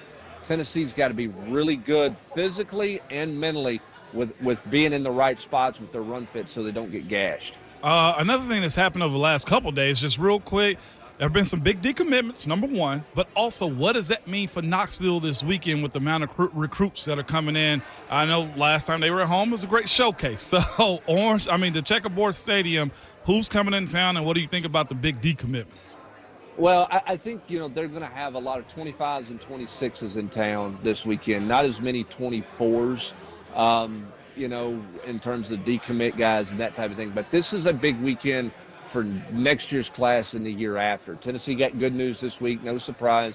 They make George McIntyre's final 10. I think they're much higher up in that final 10 than just making the final 10. I think they're in the top 2 for him. I think Tennessee and Alabama have kind of separated themselves from those other 8 schools. But I think George's going to be in town this weekend, which will be big for Tennessee. As for the decommits that you mentioned, Elijah Rushing is a defensive end who was committed to Arizona, who is decommitted. I think he's going to end up at Oregon when it's all said and done. I don't think there's a whole lot going on there. Tennessee's having some conversations with Kai Bates, who's a guy from Orlando that's committed to LSU. Defensive side of the ball. Defense not real good at LSU right now. What changes may be coming there? Tennessee's having some conversations with that. We'll see if anything develops with that one moving forward. And then there's some other guys out there. This is that time of year. One, guys want to get love, Ramon. And two, they're starting to look around going, wait a minute, is my side of the ball, is it going to be what they said it was going to be? Is everybody going to be there? Why are they not very good? Are they playing the style that they said they were going to play? Everybody's kind of looking at that stuff as well. And then you're at the midseason point where guys are thinking about transferring. It's going to get crazy wild here over the course of the next 8 weeks, 10 weeks. Roster management's going to be vital for every coach around the country. That includes Josh Heupel at Tennessee. He is Brent Hubbs with us every Friday, previewing Tennessee football right here for the weekend on RKW. Brent, great stuff as always. Appreciate you letting us use our international minutes to talk some Vols this morning. Well, I'm just thankful Kayla didn't call me Austin Price today. Oh, he did tell you about that. You know what? Better. I am afraid to admit when I have a blonde moment. Baby, I did. Well, look, you can call him me, but don't ever refer to me as Austin, okay? You bet. That will not happen. We're not going to do that way, right? The jab on the golf game clearly did not land well from Austin. That's right. Brent, thank you. Well, it was very justified. I will say that. But I will not jab back because I know plenty about him, but I'll just leave it at that. There it is. You guys enjoy London. Have high tea on me, my friend. There you go. There's Brent Hubbs with us here on RKW. A hot tea is certainly something we will have. Guys, we have just been brought some food. Oh, my gosh. Yeah. We are eating a slow-braised beef and ale pie that my life will forever now be known as before and after I had a slow-braised beef and ale pie. I mean, this is, when I talk about hits the spot, Yeah. this hits the spot. I haven't tried the ale pie yet, but the fish is phenomenal, good. man. Yeah. Yep, It's tartar so sauce. good. Makes it Golly. good to have a guest on, and then while one of us is asking questions, the other ones are just... Yep. Yeah, oh, no doubt about it. So on 104.5 The Zone TV, you do not see us just stuffing our faces right now as we just scarf down this food. But certainly a very, very good part of the ambiance and the atmosphere here at the Titans home base here at the Admiralty in London. 615-737-1045, the number back home in the States. Coming up, Odell Beckham comments on his health and on his ankle moving forward into Sunday's game against the Titans. We'll tell you what he had to say and what it could mean for Sunday's matchup when we come back.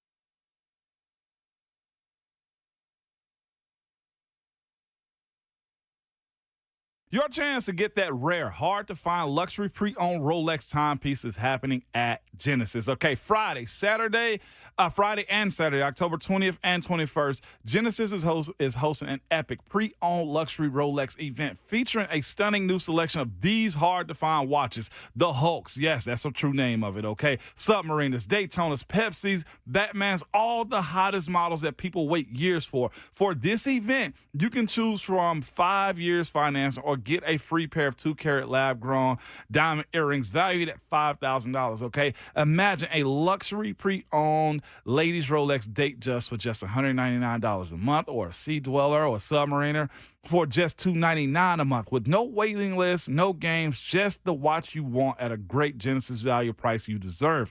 Also for this event, Genesis pre-owned Rolex buyers will be offering top dollar for your Rolex also. So you can buy, sell, or trade. Come see the largest selection of luxury pre-owned Rolex watches in the state. Get the timepiece of your dreams and take advantage of special financing. Friday and Saturday, October 20th and 21st, only at Genesis Diamonds, your home for luxury pre-owned Rolexes, located in Green Hills and Cool Springs.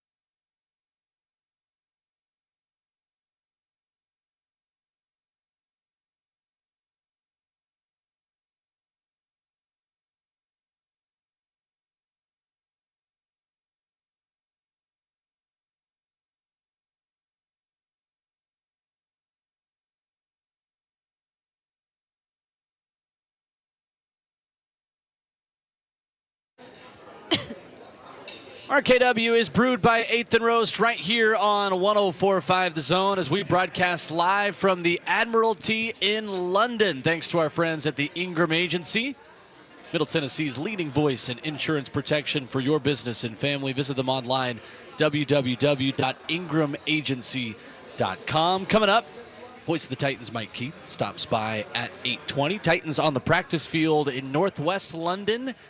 And Odell Beckham and the Ravens have been here, guys, for pretty much the entire week. Odell talking with media this week about his injured ankle and about his slow start to the season. And, guys, this is the least productive start of an OBJ season in his 8-year career.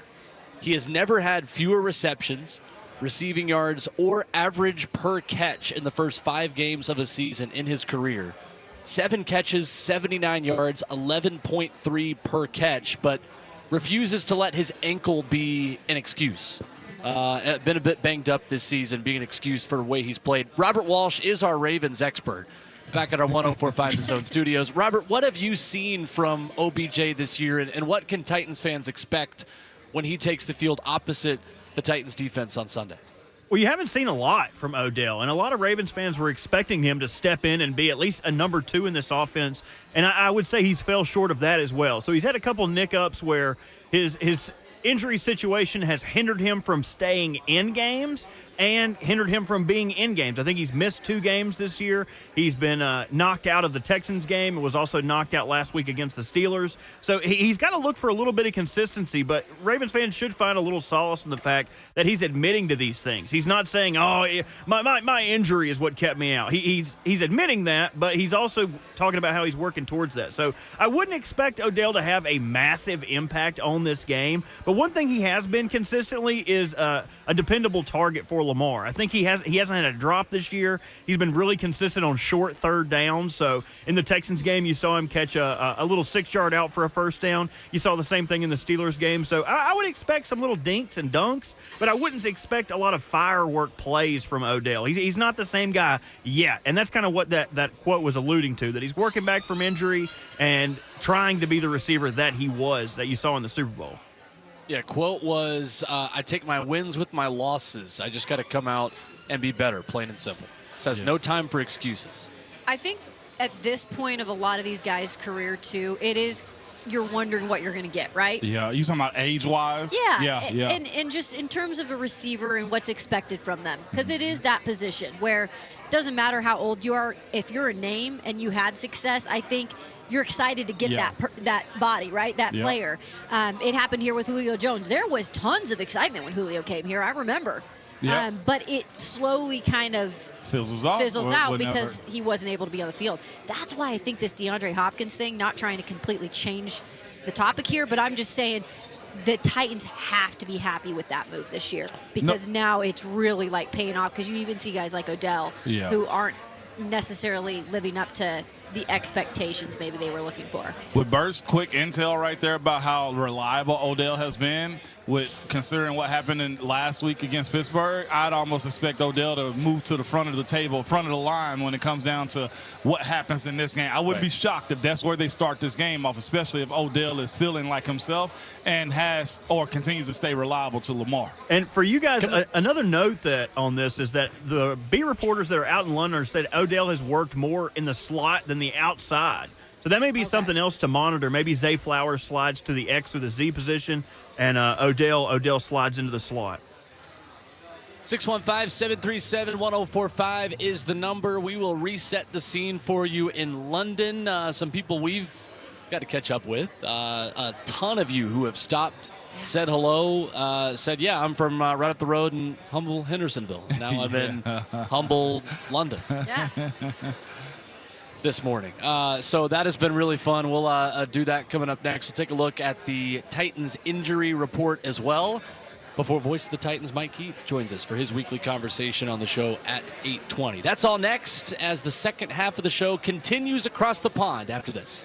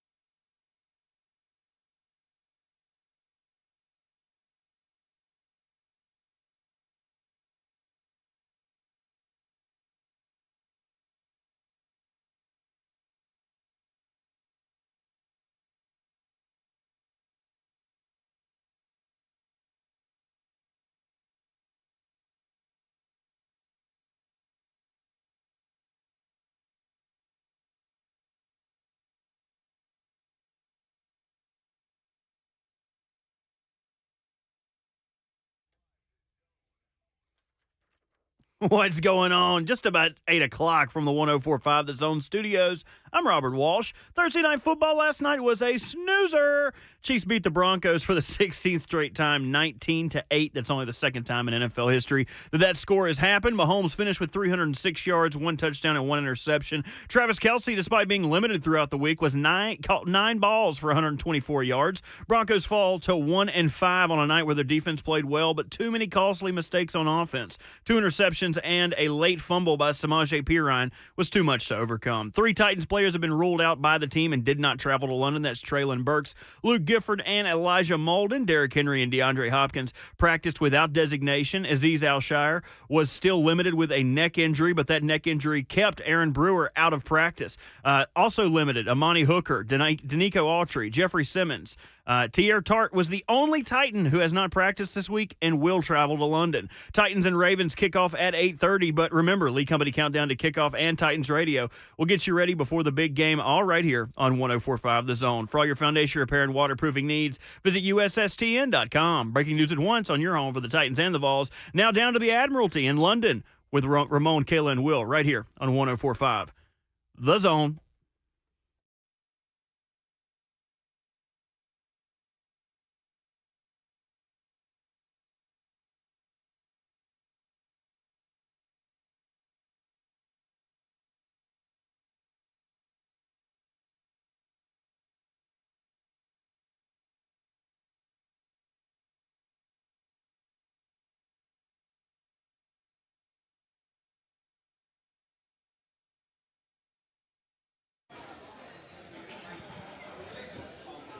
Second half of the show starting now. Local time, it is 2 o'clock. Back home in the States, 8 o'clock on what I would imagine is a beautiful morning to wake up in Music City, USA. Because if you listen to this show, you already know that if you woke up in Music City, you're having a beautiful morning. Welcome in to Ramon, Kayla, and Will. We're brewed by 8th and Roast every single weekday right here on 104.5 The Zone. And we're brewed by them when we fly across the pond in order to stay from being completely jet lagged. Isn't that right, guys? Yes. Yes, Exactly. yes, man, absolutely. We're brewed by all sorts of things today. Yes, we are. Right? No, we are. Meat Including pies, some great meat pies, yeah. fish and chips, Yeah. friends that have come by to see us, and the one Ravens fan that just popped his head in the bar. They do exist. Oh. They are here. I didn't see There's that. one rat bird that has made his way to the premises. Did Bert call him in? Bert, is that your buddy in here? They're all my buddies. They're all my buddies, he said. They're all my buddies. Yeah, they are. Y'all got a flock for real, Bird. That's one thing I will give to you guys. Absolutely. Been a fun morning. Yeah. Has been a fun morning. It feels like morning has been all day. I don't know It's what 2 p.m. time it here, and like Yeah. mental pretzel Yeah. Yeah. for me. It's a real thing, y'all. Like when you fly over here, because a lot of people we've talked to have come and said hi that have traveled to Nashville. They said the same thing really yesterday when they arrived. They got here and they said we had 2 things we could do. We could sleep and get caught up, or we could just go. Mm-hmm. And they chose to just go. That's usually the best bet, because not many folks have plans, like real, Right. like laid out plans and stuff like that. So you, of course, power walk through the hour, first yeah. day. Yeah, absolutely, power through the first day.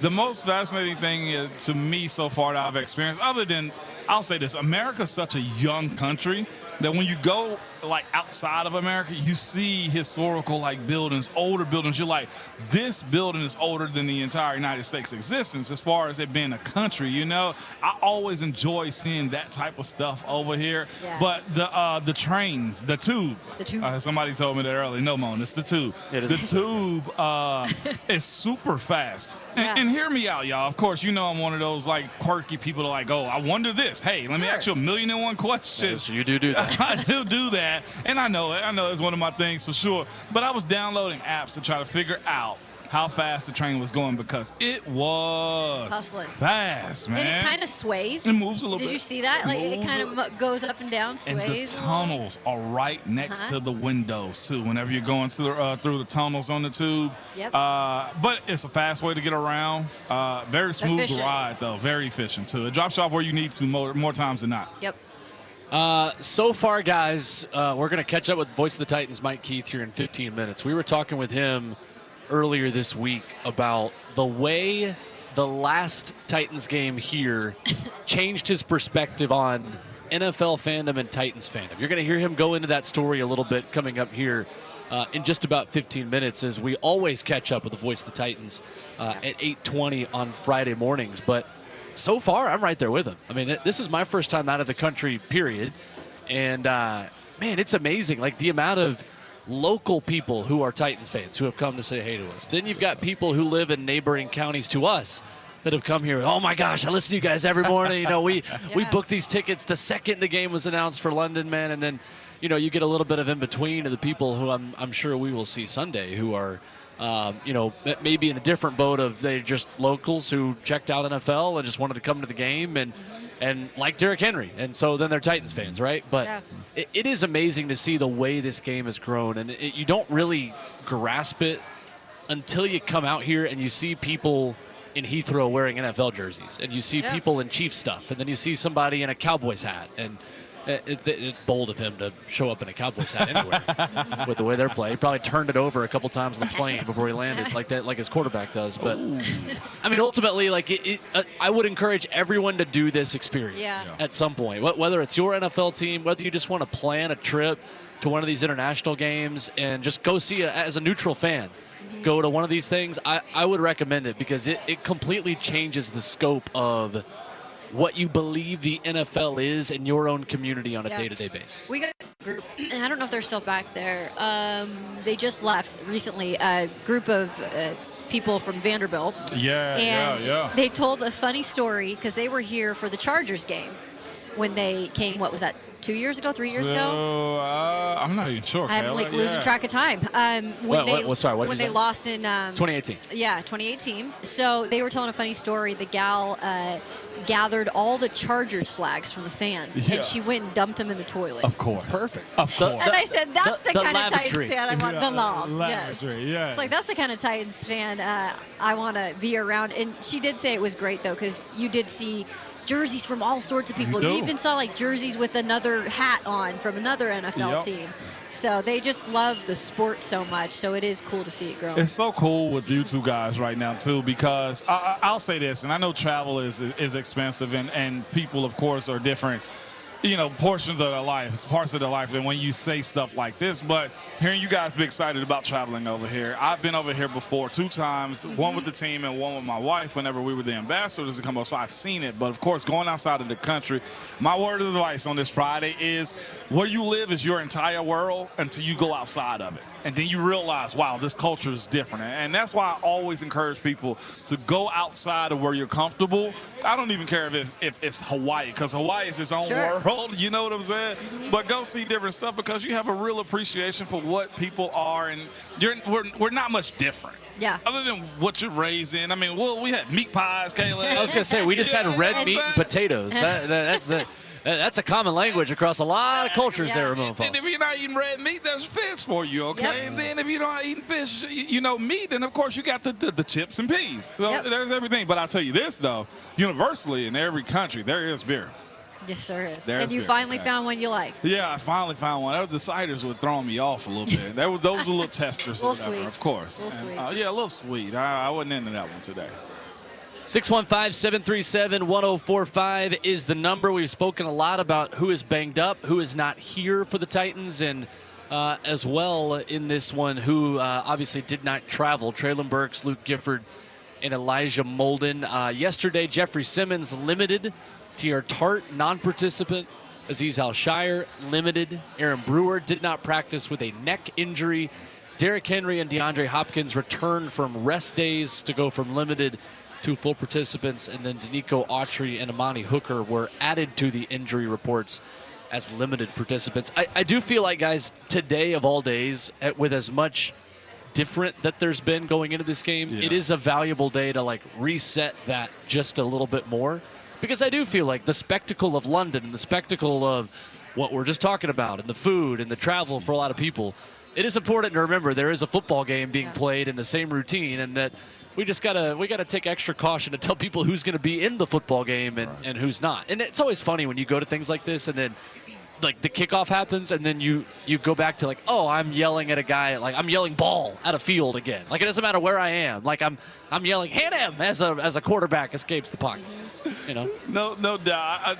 If you guys are NFL football players, okay, and you guys had the Derek and Danico treatment, which days would you rather have off? That Wednesday, where you're like, all right, I get Thursday and Friday, or would y'all rather practice on Wednesday and have Thursday off and Friday's the easy day? That. You rather have Thursday off? Yeah, work on Wednesday. Work on Wednesday. That's what I think I'd want to do. Get it out of the way. Oh, when I got older, I had Thursdays off. Yep. Thursdays being off is so. I like that. Would you put rest or would you make up an injury every week? I just got rest. Oh. I just got rest. Yeah, probably about from year 8 on out. Yeah. Thursdays was off for me. So they're out on the practice field now. Yeah. And I believe Ramon said they're indoor practicing a little, or I both. think they moved around a little bit from where they were because it was raining this morning. Coming down a good little bit too. And it looks like it's cleared up a bit. Actually, Y'all are in like a forest out there. We are. Yeah. What is it's like so? a What palace. Watford out there is like that's Northwest London. Yeah. And it is it's.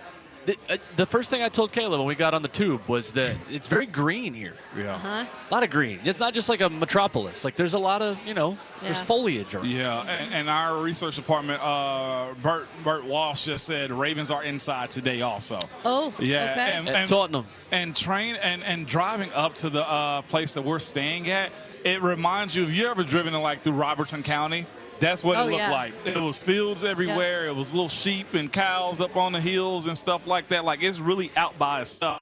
The hotel we're staying at has had I think a PGA tournament there also. Apparently, cool. Tigers played the course and everything. It's a nice place, but it is out the way. You can rent them out there, though. I wonder if somebody is playing.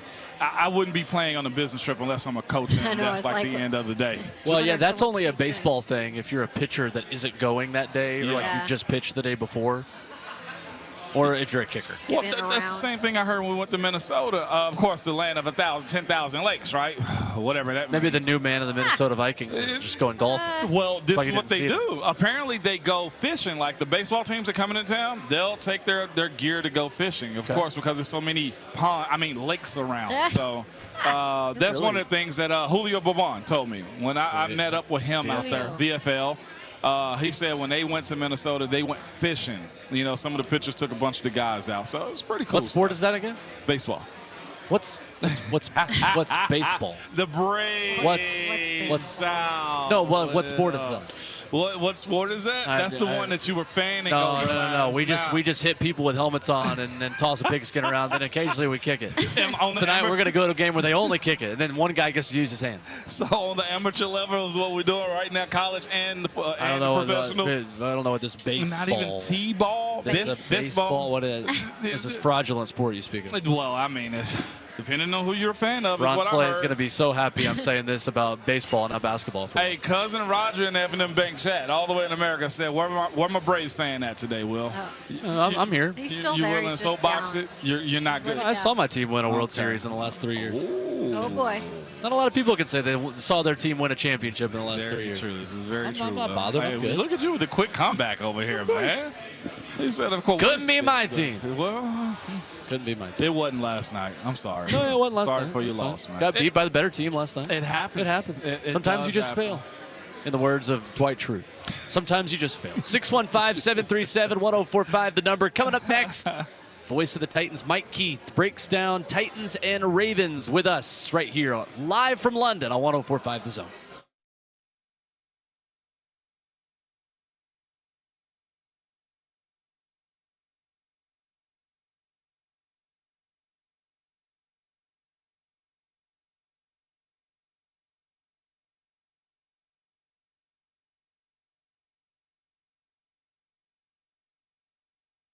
Hey, it's Kayla Anderson for QC Kinetics. Listen, the future of joint pain relief, it is finally here, and it is QC Kinetics, advanced regenerative medicine. And I'm telling you guys, it's amazing stuff. Hey, it's Kayla Anderson. If you have been, told that steroids or surgery are your only options, if you want to be feeling better as you get older, don't be so fast. Get a second opinion and learn more about how you can harness your body's own healing agents to attack the joint pain. And we all get it at some point. I'm talking about long-lasting relief with QC Kinetics. They don't mask the pain. These treatments go to the very root of the problem using concentrated healing properties placed directly to your joint, and that will restore and repair that damaged tissue. Imagine living your life this fall, then going into winter with no more pain in your knees, your hips, your shoulder, your back. Heck, I get it in my legs this time of the year. Listen, life is about motion, and QC Kinetics is giving people their lives back with all natural treatments. Call QC Kinetics for a free consultation, the nation's leader in regenerative medicine. Call QC Kinetics now. It is 615-249-4024. That's 615-249-4024.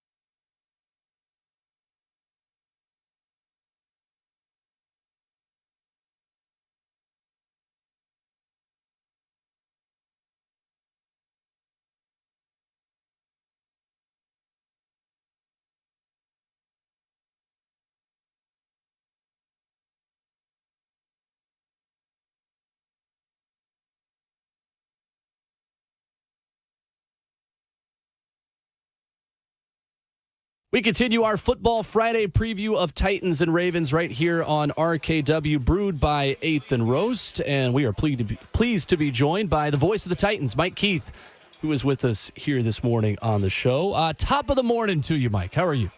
Nice. I like how you did that.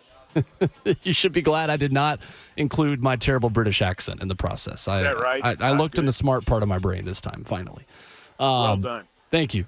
Mike, you guys have a new broadcast location here in London than you did last time, obviously, with the game at Tottenham Hotspur Stadium versus Wembley Stadium. What was the most memorable part about the last London trip when the Titans played the Chargers from your perspective? Oh, I think it was the broadcast location because we were out amongst the fans. And we were sitting at what amounted to architectural desks, but they were not side by side. So it was like Coach Mack was sitting to my left and behind me. And everything was, Rhett Bryan was spotting at the time, and he did sit down beside me. I don't know that he had a chair. I had to sit because there are obviously fans behind us, so you couldn't stand and do the broadcast. And it was unseasonably warm. So in the first quarter, the sun was shining directly on us, and it was like 80 degrees. But I mean, it was like we were it was like we were in a tanning bed. And so we were sweating like crazy through the whole first quarter. Had to, put on the sunglasses and the whole thing just to get through it. Well, then as the sun moved away and it got cloudy, all of a sudden it got cool. And because we had been sweating so hard, we started to freeze. So it was a challenge in so many different ways, from communications to weather. But at the same time, it was fun. I mean, I started doing high school games back in the late 80s, and so there's pretty much nothing that I thought I hadn't seen until then. And I mean, the press boxes at high schools now are positively palatial, right? Compared to 30-something years ago. But this was quite an experience, and what they had to do with the gear, because we carry such a large rig and we couldn't use it the same way. What Brad Willis and Philip Noel and Rhett Bryan and the whole crew did was really amazing. It was a great experience, but it was, it tested us at times. And Mike, it's amazing talking about just the way the game has changed and the way broadcasts like that have changed. It's cool to see the way Titans fandom has grown across the world. And it's amazing already the amount of people we've heard from in Europe who have reached out to us, coming to see us at the Admiralty here and wanting to see us in person. And I'm sure you guys have been the same way. Just how mind-blowing is that? If you told yourself 10, 15 years ago even, just how big the Tennessee Titans brand would be, not only in Nashville and around the United States, but around Europe and around London as well. It's a great question, because 5 years ago, the trip to London totally changed my mindset about this job and what we do and our responsibilities and how we approach it, because it opened my eyes to how many people are fans of the NFL, are fans of the Titans, are passionate fans. And it let us know that a lot of the stuff that we do, which is digging deep and taking the time and not everybody does it, and it's not the easiest thing in the world to go to the Senior Bowl and to go to the Combine and to cover the whole draft like we do. And it means something to people. And it's a funny story, when you're on the radio, you really never think anybody's listening. And when somebody comes up in Kroger and goes, "Hey, I listened to you on the radio," you're like, "Really?" I mean, there's that feeling when you first get in the business, and it never quite goes away. Well, when somebody from Germany walks up and knows who you are, it's like, it's beyond, really? I mean, it's way out there. And so that's why I was looking so forward to being back here in London, to having this experience again, to knowing what we were in for in terms of the reaction. Because I mean, when we went to the pub that was the official pub in 2018, we were overwhelmed. I mean, it's people from Belgium and Germany and France and Japan. And I mean, it was a real celebration of not just the Titans, but of the entire NFL. And I mean, the NFL is the number one sport in the United States of America, and it's really not even close. And that's an honor to be a part of a brand like that, something that means something to so many people. But to see its impact in the UK and in Europe and really to a small degree worldwide, you just don't have any idea. And it is so much fun to meet these people and have them be how you were when you started following sports as a kid. You know, how we would, I went to my first professional football game at Neyland Stadium, and it was still called an exhibition, and I saw the Steelers play the Patriots, and it was one of the great days of my life. It was fantastic. That's what this means to these people this weekend at Tottenham Hotspur Stadium, and it's an honor to be part of that for them. Mike Keith joining us on Ramon, Kayla, and Will this morning. And Mike, I think hopefully fans will be treated to quite the battle here, because when you look at this Tennessee Titans team, I think fans consider in a way the Baltimore Ravens a rival, even though they're not in the AFC South. Would you agree with me on that? Oh, yeah. Oh, yeah. I mean, we have history. It's not an every year rival, but you know how they played, how we play, the playoff games, the bitterness, the visceral dislike between the two teams. All of it never quite goes away. And you know, if you remember 2008 and back to 2000 and the bitter disappointments of those losses, the Titans having the chance to put them out twice as well, in 2003 and in 2019 when they had the best record, then the Ravens put the Titans out in 2020. It's a thing. And it dates back to the AFC Central, yes, but it's a lot more about the present era. Brian Billick, Jeff Fisher, Ray Lewis, Eddie George, Steve McNair played for both teams. Derek Mason played for both teams. I mean, there's just a lot of tie-in to it, and quite frankly, it's fun. I mean, it really is fun. If there's anything I miss about the college game, it's the rivalries, because you just don't have it as much in the NFL. We have it with some of the division teams. Certainly, I think we've always had something going with Jacksonville that way, Indy and Houston to a certain extent, but Baltimore definitely has that feel. I mean, the series is 13-13. If you count the playoffs, the series is 13-13. So that just tells you all you need to know. Mike, this defense, obviously not happy with its performance last week. Talking to Big Jeff in the locker room this week, you can kind of feel that, right? They really would love to bounce back with a game and a win this weekend. But it's a tall task, too, because you've got Lamar Jackson, who has not only been able to do his thing in the run game, but now he's a little bit more efficient of a passer.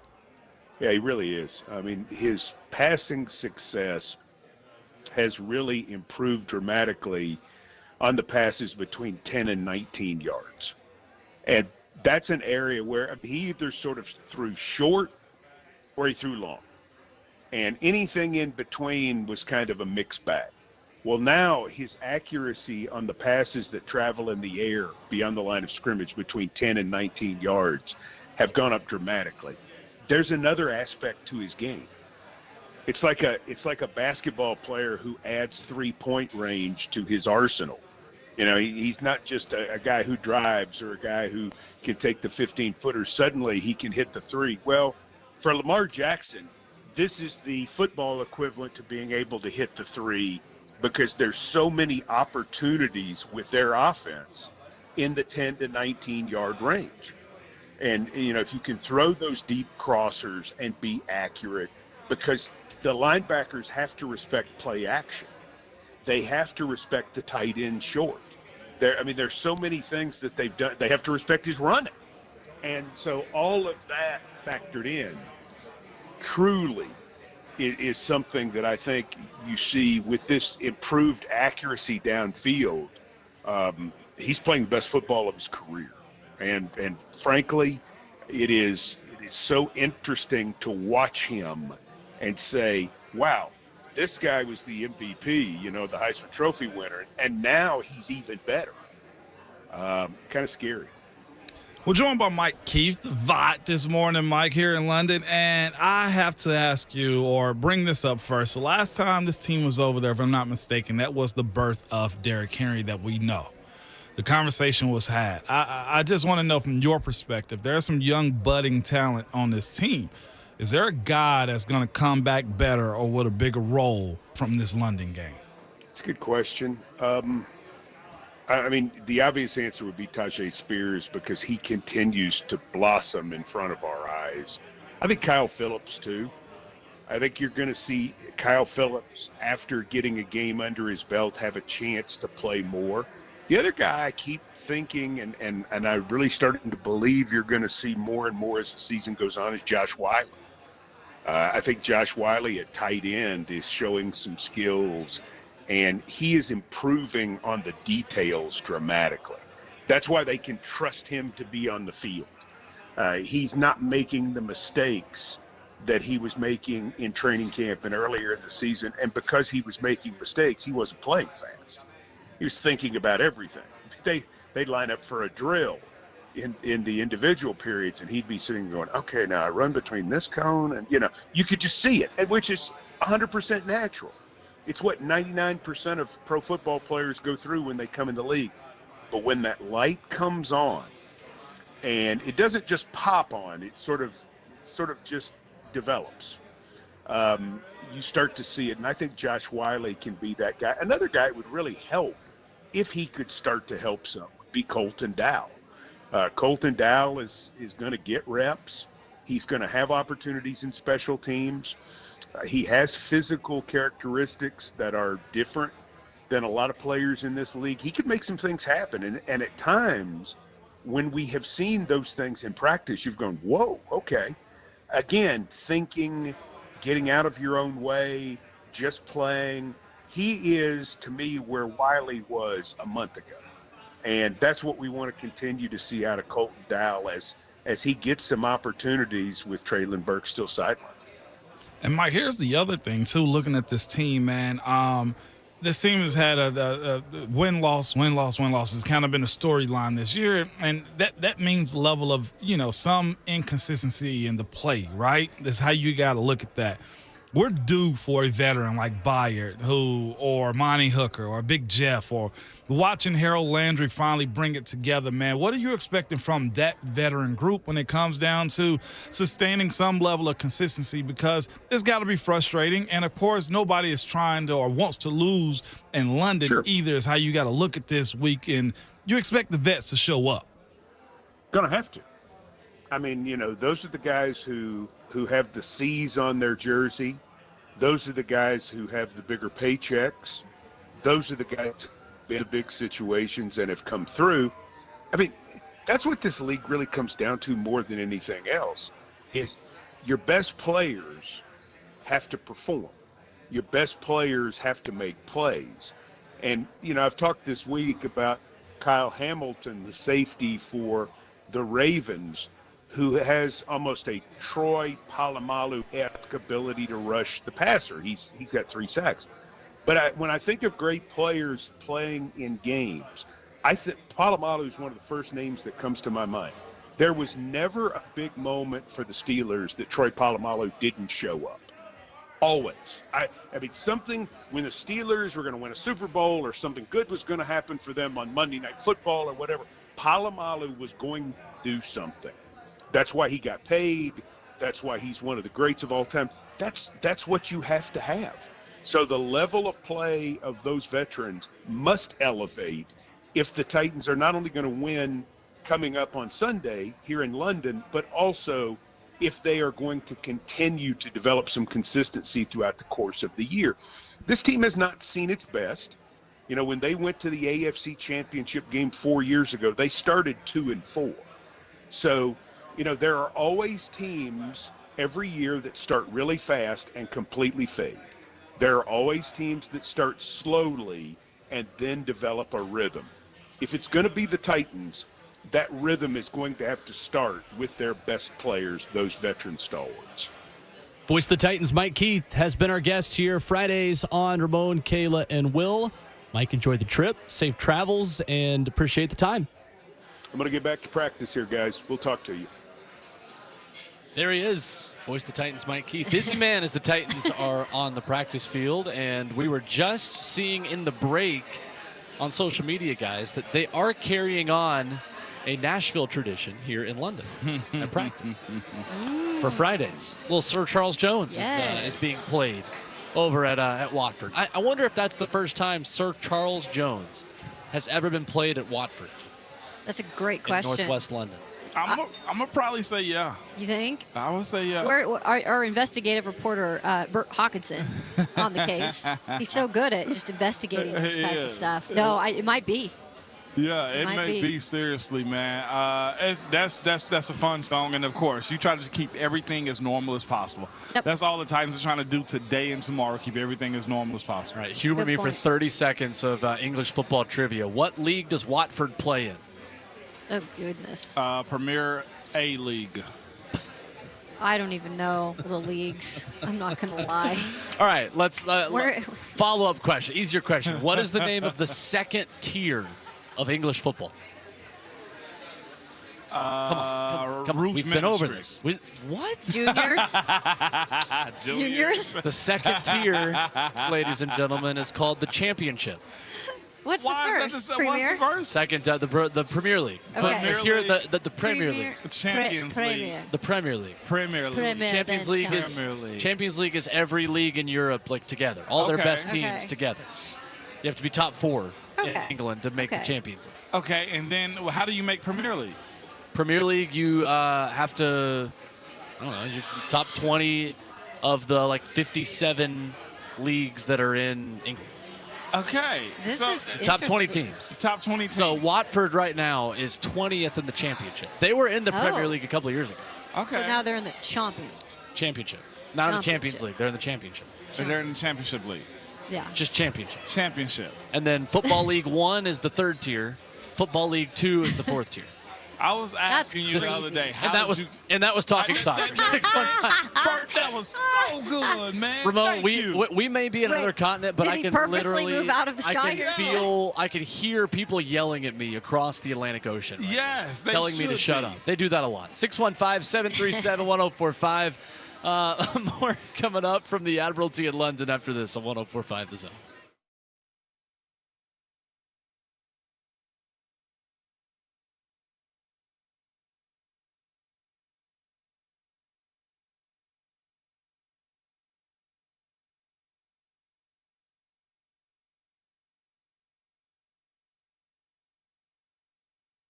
It's Ramon Foster for Hiller Plumbing, Heating, Cooling, and Electrical, y'all. And I'm here to tell you, man, I'm going to lead off by telling you this, man. You can trust Hiller because of these reasons right here. They have a guarantee on their service, and it says this: happy you'll be, the service is free. It don't get any more simple than that, okay? And if you have some things around your home that you've been putting off, like your regular HVAC maintenance or clogged bathroom drain, Hiller has some big discounts this month. When the temperature drop and you're just starting to use that heater for the first time, you don't want to be dealing with breakdowns and issues. This month, Hiller is offering half off HVAC tune-ups, okay? And they've also brought back their $99 drain cleaning special for just $99. Hiller will get you back up and running with no issues whatsoever. These deals only last this month. So if you need anything done around your house, whether that be plumbing, heating, cooling, or electrical, reach out to the folks that I know at happyhiller.com.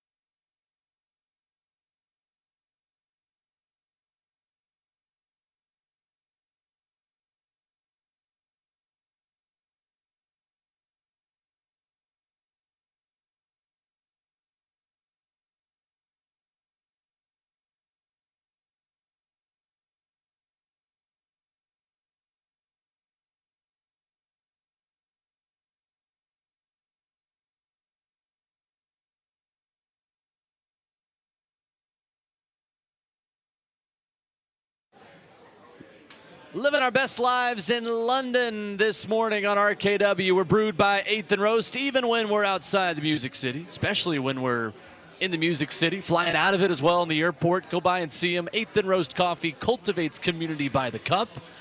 And our trip to London is presented by the Ingram Agency, Middle Tennessee's leading voice in insurance protection for your business and family. From safeguarding your treasured home and vehicles to ensuring your family's future with life insurance, they've got it all.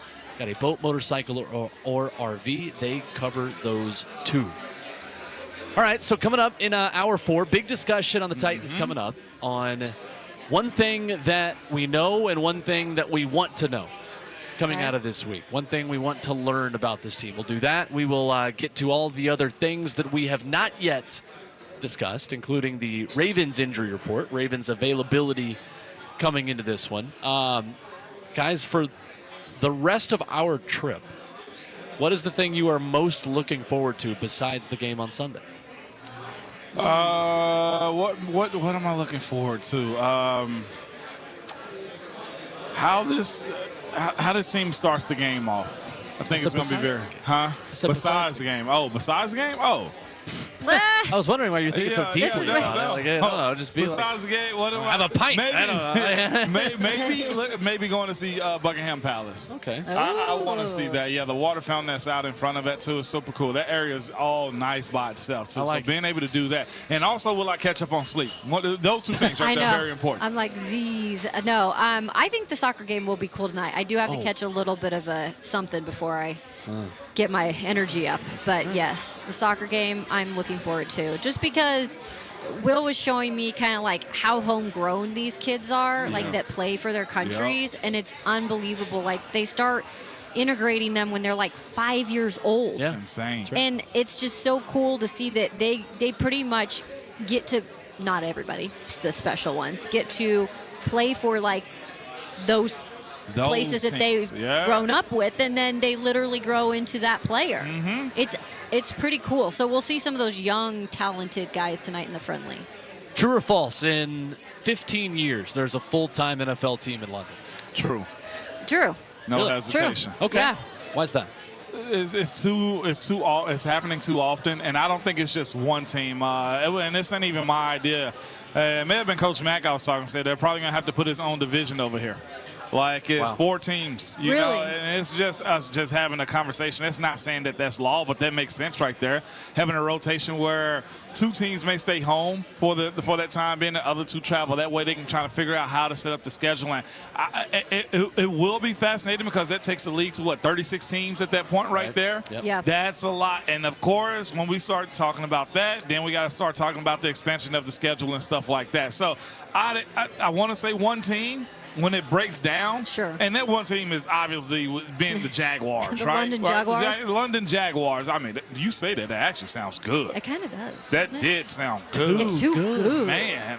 London. I mean, I was gonna say the London Jaguars. What the heck? All the time. The London I know. But that's a team that if you're only sending one, it's that one.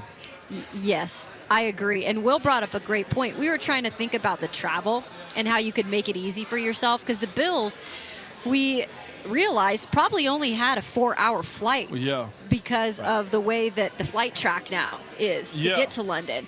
And so Will's point was like, great, you maybe play like New England and then you take off for London, or you play Carolina and take off for London. You logistically make it work if you're going to do that and send them to London. The logistic issue there is, how do you get a team in the NFC or AFC West to consistently play the teams in Europe, right? Because going from Seattle to Munich is a difficult trip. And I do think if you added a team expansion-wise in London, I think you would also have to add one in Germany, because the German crowds have been engaged.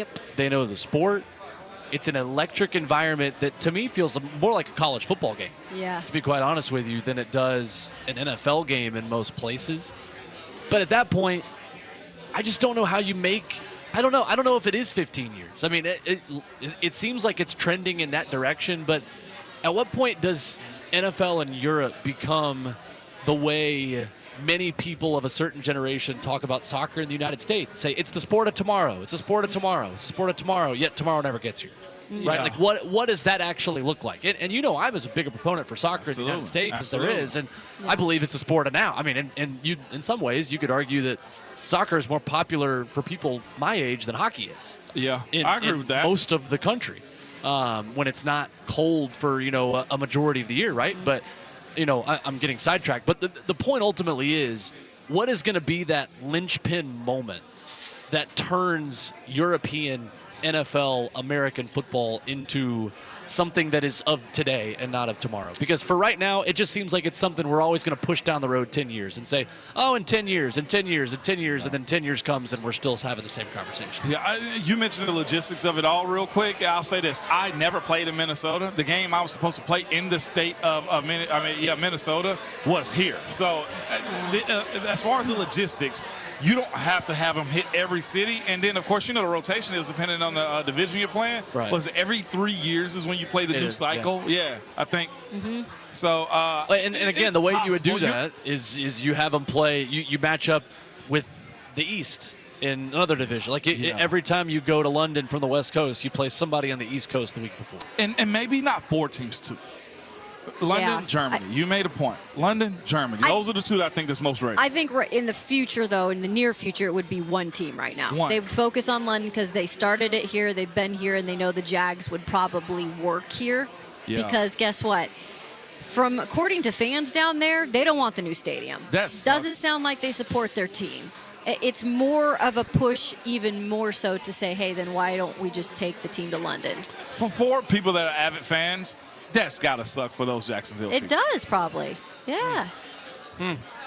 I know, there's no sympathy here. A shame. Couldn't be my team. A real shame. Coming up in our number 4, we wrap up the show for 60 more minutes. Take a look around the NFL where there are some big games going on after the Titans begin as the appetizer on the NFL Sunday for the entire NFL Week 6 slate. Hard to believe we are already in Week 6. We'll dive into that and take more of your reaction from London, from the Admiralty, courtesy of the Ingram Agency. We're having a blast. Hope you are too, right here at 104.5 The Zone.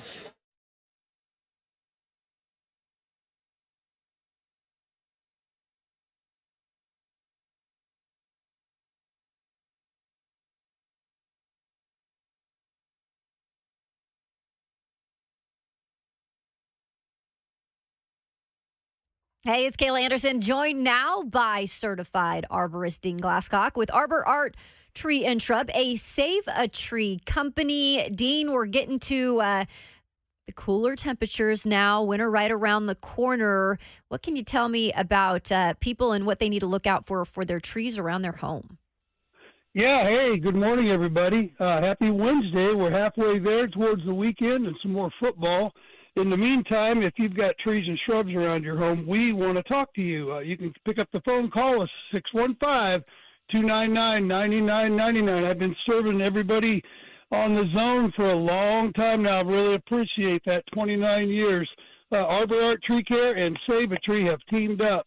So here's the deal. If you need work on your trees and shrubs, we can certainly help you with that. Certified arborists, from doing plant health care to pruning maintenance to big takedowns. We can do it all. We also plant trees. So don't forget that. We're just a full-service tree care company and shrubs. So, again, 615-299-9999 for all your tree care needs. I hope you all have a great one. And remember, we're hiring some CDL drivers right now, too. So if you're looking for work, no matter what it is you do, give us a call, 615-299-9999. Have a good one. Dean Glasscock and his crew, about as solid as you can get. You heard it, 29 years of experience. Arbor Art Tree and Shrub now teaming up with Save a Tree for exceptional service every time. Make sure to call them, 299-9999.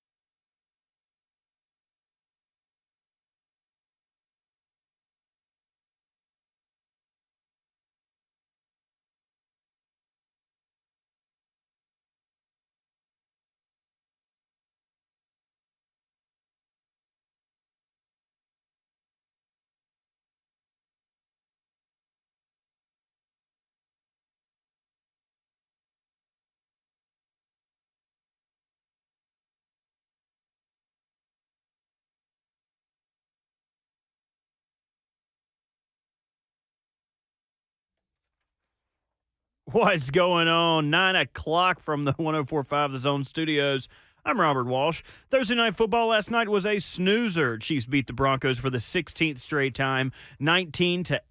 Mahomes finished with 308 yards, 1 touchdown, 1 interception. Travis Kelce, despite being limited throughout the week, caught 9 balls for 124 yards. Broncos fall to 1-5 on a night where their defense played well, but too many costly mistakes on offense. 2 interceptions and a late fumble by Samaje Perine was too much to overcome. 3 Titans players have been ruled out by the team and did not travel to London. Traylon Burks, Luke Gifford, and Elijah Molden. Derrick Henry and DeAndre Hopkins practiced without designation. Azeez Al-Shire remained limited with a neck injury, but that same neck injury kept Aaron Brewer out of practice. Amani Hooker, Danico Autry, and Jeffrey Simmons were also limited. Tier Tart is the only Titan who has not practiced this week and also traveled to London. Titans and Ravens kick off at 8:30 on Sunday, but remember Lee Company countdown to kickoff and Titans radio before to get you ready for the big game, all right here on 104.5 The Zone. For all your foundation repair and waterproofing needs, visit USSTN.com. Breaking news at once on your home for the Titans and the Vols, now down to the Admiralty in London with Ramon, Kayla, and Will on 104.5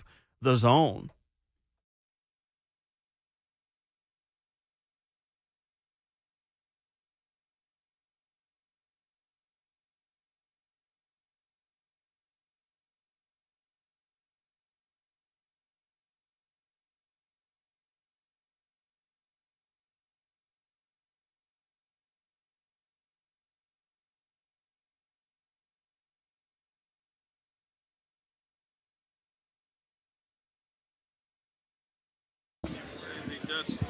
Fourth and final hour of the show already from across the pond in London, the Admiralty, the Titans team headquarters for you, the fan, and for us here to start your day on your Football Friday. We've got 60 more minutes. The Buck Rising Show, the 3 hours after us. We are rocking and rolling from the beautiful Admiralty right here in the heart of downtown London. We've got Ramon Foster, Kayla Anderson. I'm Will Bowling, Robert Walsh, our producer, Raul Velez, helping us out here, our engineer on site, doing a great job. Guys, we have been well fed. We have got a busy weekend of events ahead of us. We've got a great studio audience with us, by the way. We really do. Shout out to all the people Holy who have come smokes. by. This has been awesome. We've taken probably 30 pictures with Titans fans. It's incredible. Like, you don't even know how many fans are out there until you come to a place like this where it's a once every 3 years thing, like you were saying. And people come from Tennessee, but they come from other parts of the states. People come from London. It's really cool, and to know that there's so many awesome listeners out there that tune in and make us what we are every single day. Appreciate all of you guys, because it's really cool to actually meet these people in person. Yeah, definitely. Even better, meet them in a different country too. Yeah. So awesome, man. Titans fans have really traveled. It seemed like big time for this weekend. I'm not sure how the last trip went as far as fandom go, but this one seems very, very packed with Titans fans for sure on the roads. So basically, the full Titans itinerary of events. They just tweeted this out a few minutes ago. So this pub, the Admiralty, here at Trafalgar Square in London, is the official Titans London pub through Sunday. So you've got NFL Network on around us. You've got pictures of Derrick Henry, Ryan Tannehill, Jeffrey Simmons around. You've got a backdrop right underneath the balcony where we are sitting overlooking the bar and looking at Trafalgar Square right in front of us, where you can take pictures in front of the Titans backdrop. Of course, the Buck Rising Show up next. That is today's events. Us and Buck broadcasting for 7 hours right here. I feel like I should go into my Scott Hansen voice. 7 hours of Titans football starts now. And then tomorrow, you've got a Titans pep rally. That's going to be fun right here at the Admiralty, 6 to 10 p.m. London time. There will be a DJ. There will be special guests. There will be giveaways.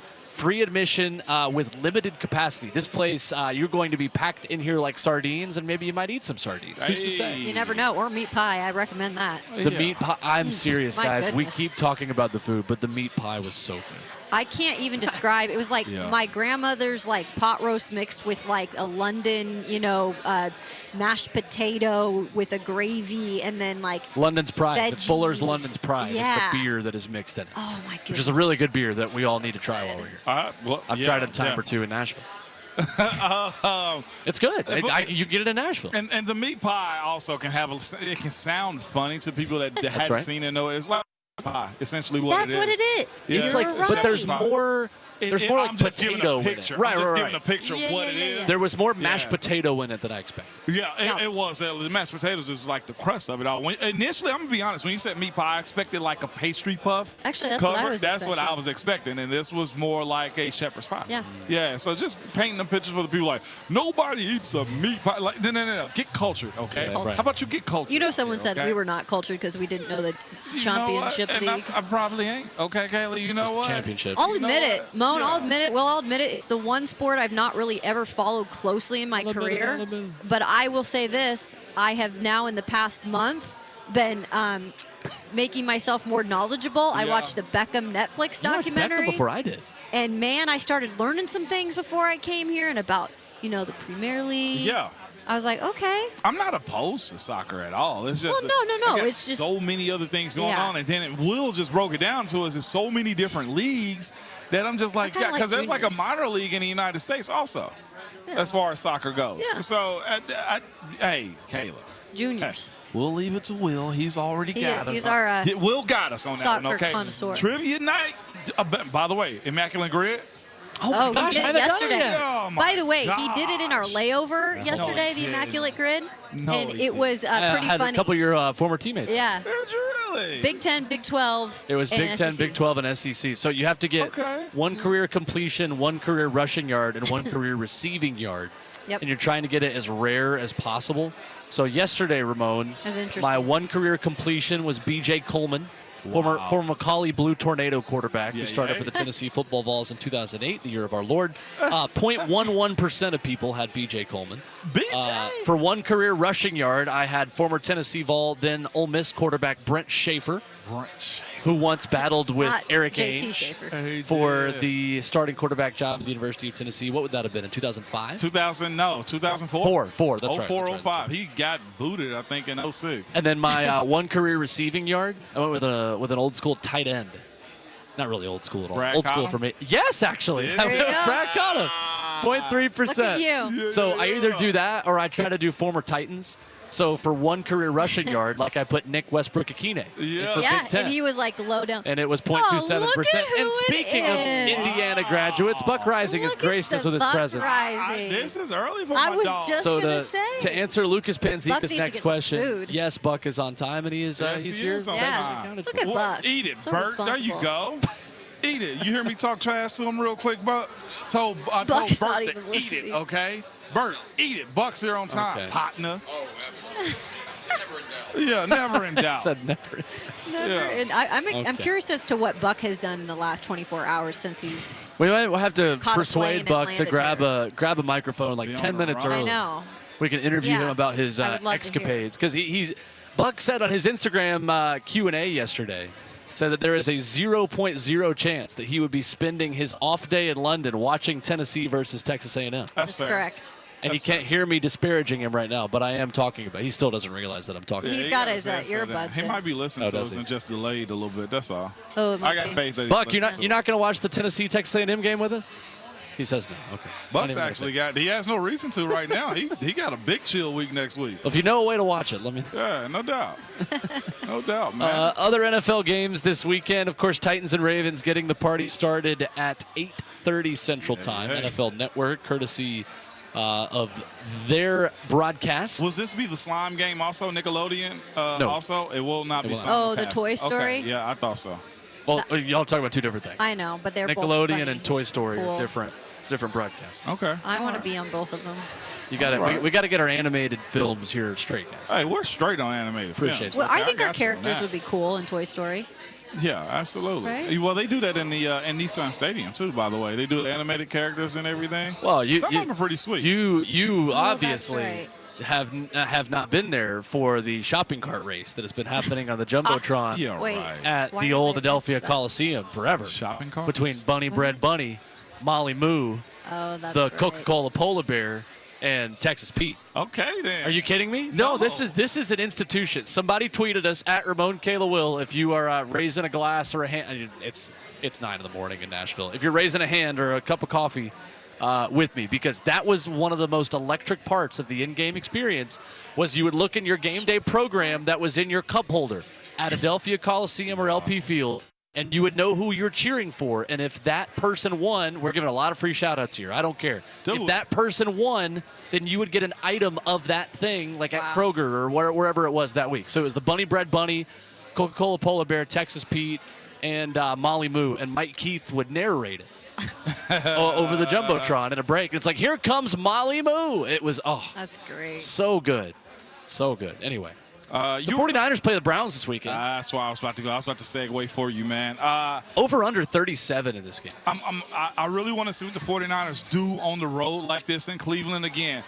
The Browns had one of their better games against the Titans a few weeks back, and I kind of want to see if they can bring that energy to the 49ers, kind of rising to the occasion in a sense, because they hadn't done much since, man. Another one that I'm looking forward to seeing, this Colts Jags. I want to see what this Coach Jags look. That was on my pick'ems this weekend. Can they both lose? They could. Okay. You do a tie, and that actually hurts you in the end. Okay. It's very European of you. Watching what Jonathan Taylor does in week 2 coming back. Watching what Jonathan Taylor does coming back is going to be very interesting for me because, of course, they got one up on the Titans as it stands right now. And if they go ahead and beat the Jags, goodness, you're really playing chase at that point. Mm-hmm. Yeah, so for the 49ers-Browns game, and I actually put money on that one for one of my Thursday threes, Deshaun Watson, there's still a lot going around in terms of that injury and, whether or not he's going to play. Again, he was lost after that Titans win that they got there in Cleveland. Yeah. Sustained an injury, I believe, in practice is what Will said. If he's not playing, guys, I just don't think that they have a chance. That's such a Cleveland. And even if he comes back, do you think he's really going to be just 100% after dealing with this injury? And I know the defense has proven to be, pretty legit. Yeah. But the Niners have just been, destroying teams. They have been. But and I don't think they just, digress that quickly when they go to Cleveland. We can definitely talk a little bit more about that one because Will got some stuff he want to talk about after this one. But Deshaun, to me, though, Kayla, is a guy that you can never count him out because he always seems to friggin' make plays when he's not supposed to be making plays. Right, but it's the one game he turned it on in the Titans. But other than that, we didn't see him before that. He turned it on for the Titans, and then he got hurt. So then it's like, what happens now? You just contribute that to the Cleveland Browns being the Cleveland Browns. And that's why you can't count on That's why you can't count on them. Other AFC South game this weekend, Texans and Saints in Houston. That one going to be interesting as well. The other one I wanted to get to, Saints a 1.5-point favorite on the road, but certainly one that I think will be interesting between two teams that could be decent or both could be kind of bad. I don't know if they've decided yet. Coming up next, though, we decide things about the Tennessee Titans. One thing we know, one thing we hope to learn going into the bye week out of this trip in London. Our thoughts on that coming up next.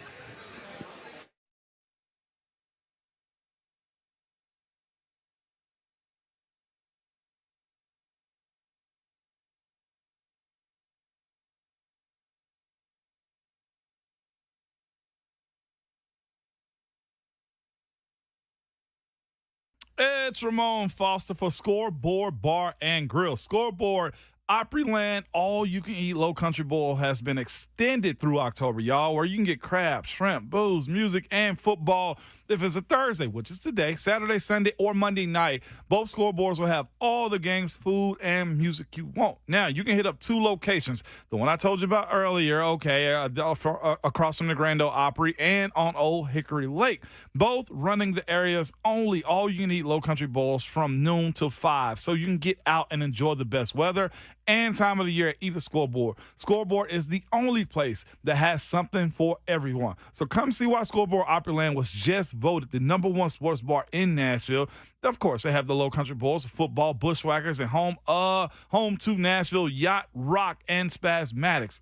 Be sure to join 3HL this Friday from 3 to 6 as they broadcast live from the original Scoreboard Opryland location. And listen up, they'll have great giveaways, including a pair of tickets to the UConn versus UT, and all you can drink. All drinks are 2 for $1 from 3 to 6 also while you kick it with 3HL.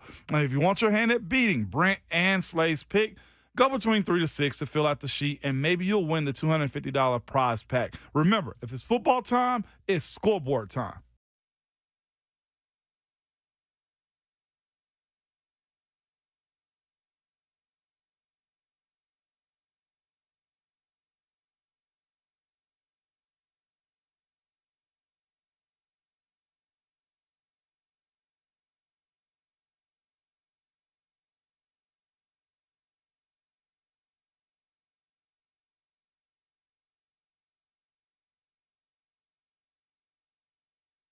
When it comes to large home repairs, a lot of time we homeowners pretend we don't see the warning signs. We're afraid of what we're going to hear. This is especially true with waterproofing and foundation repair. It could be something big that needs to be fixed right away, or maybe a small problem that'll become bigger later.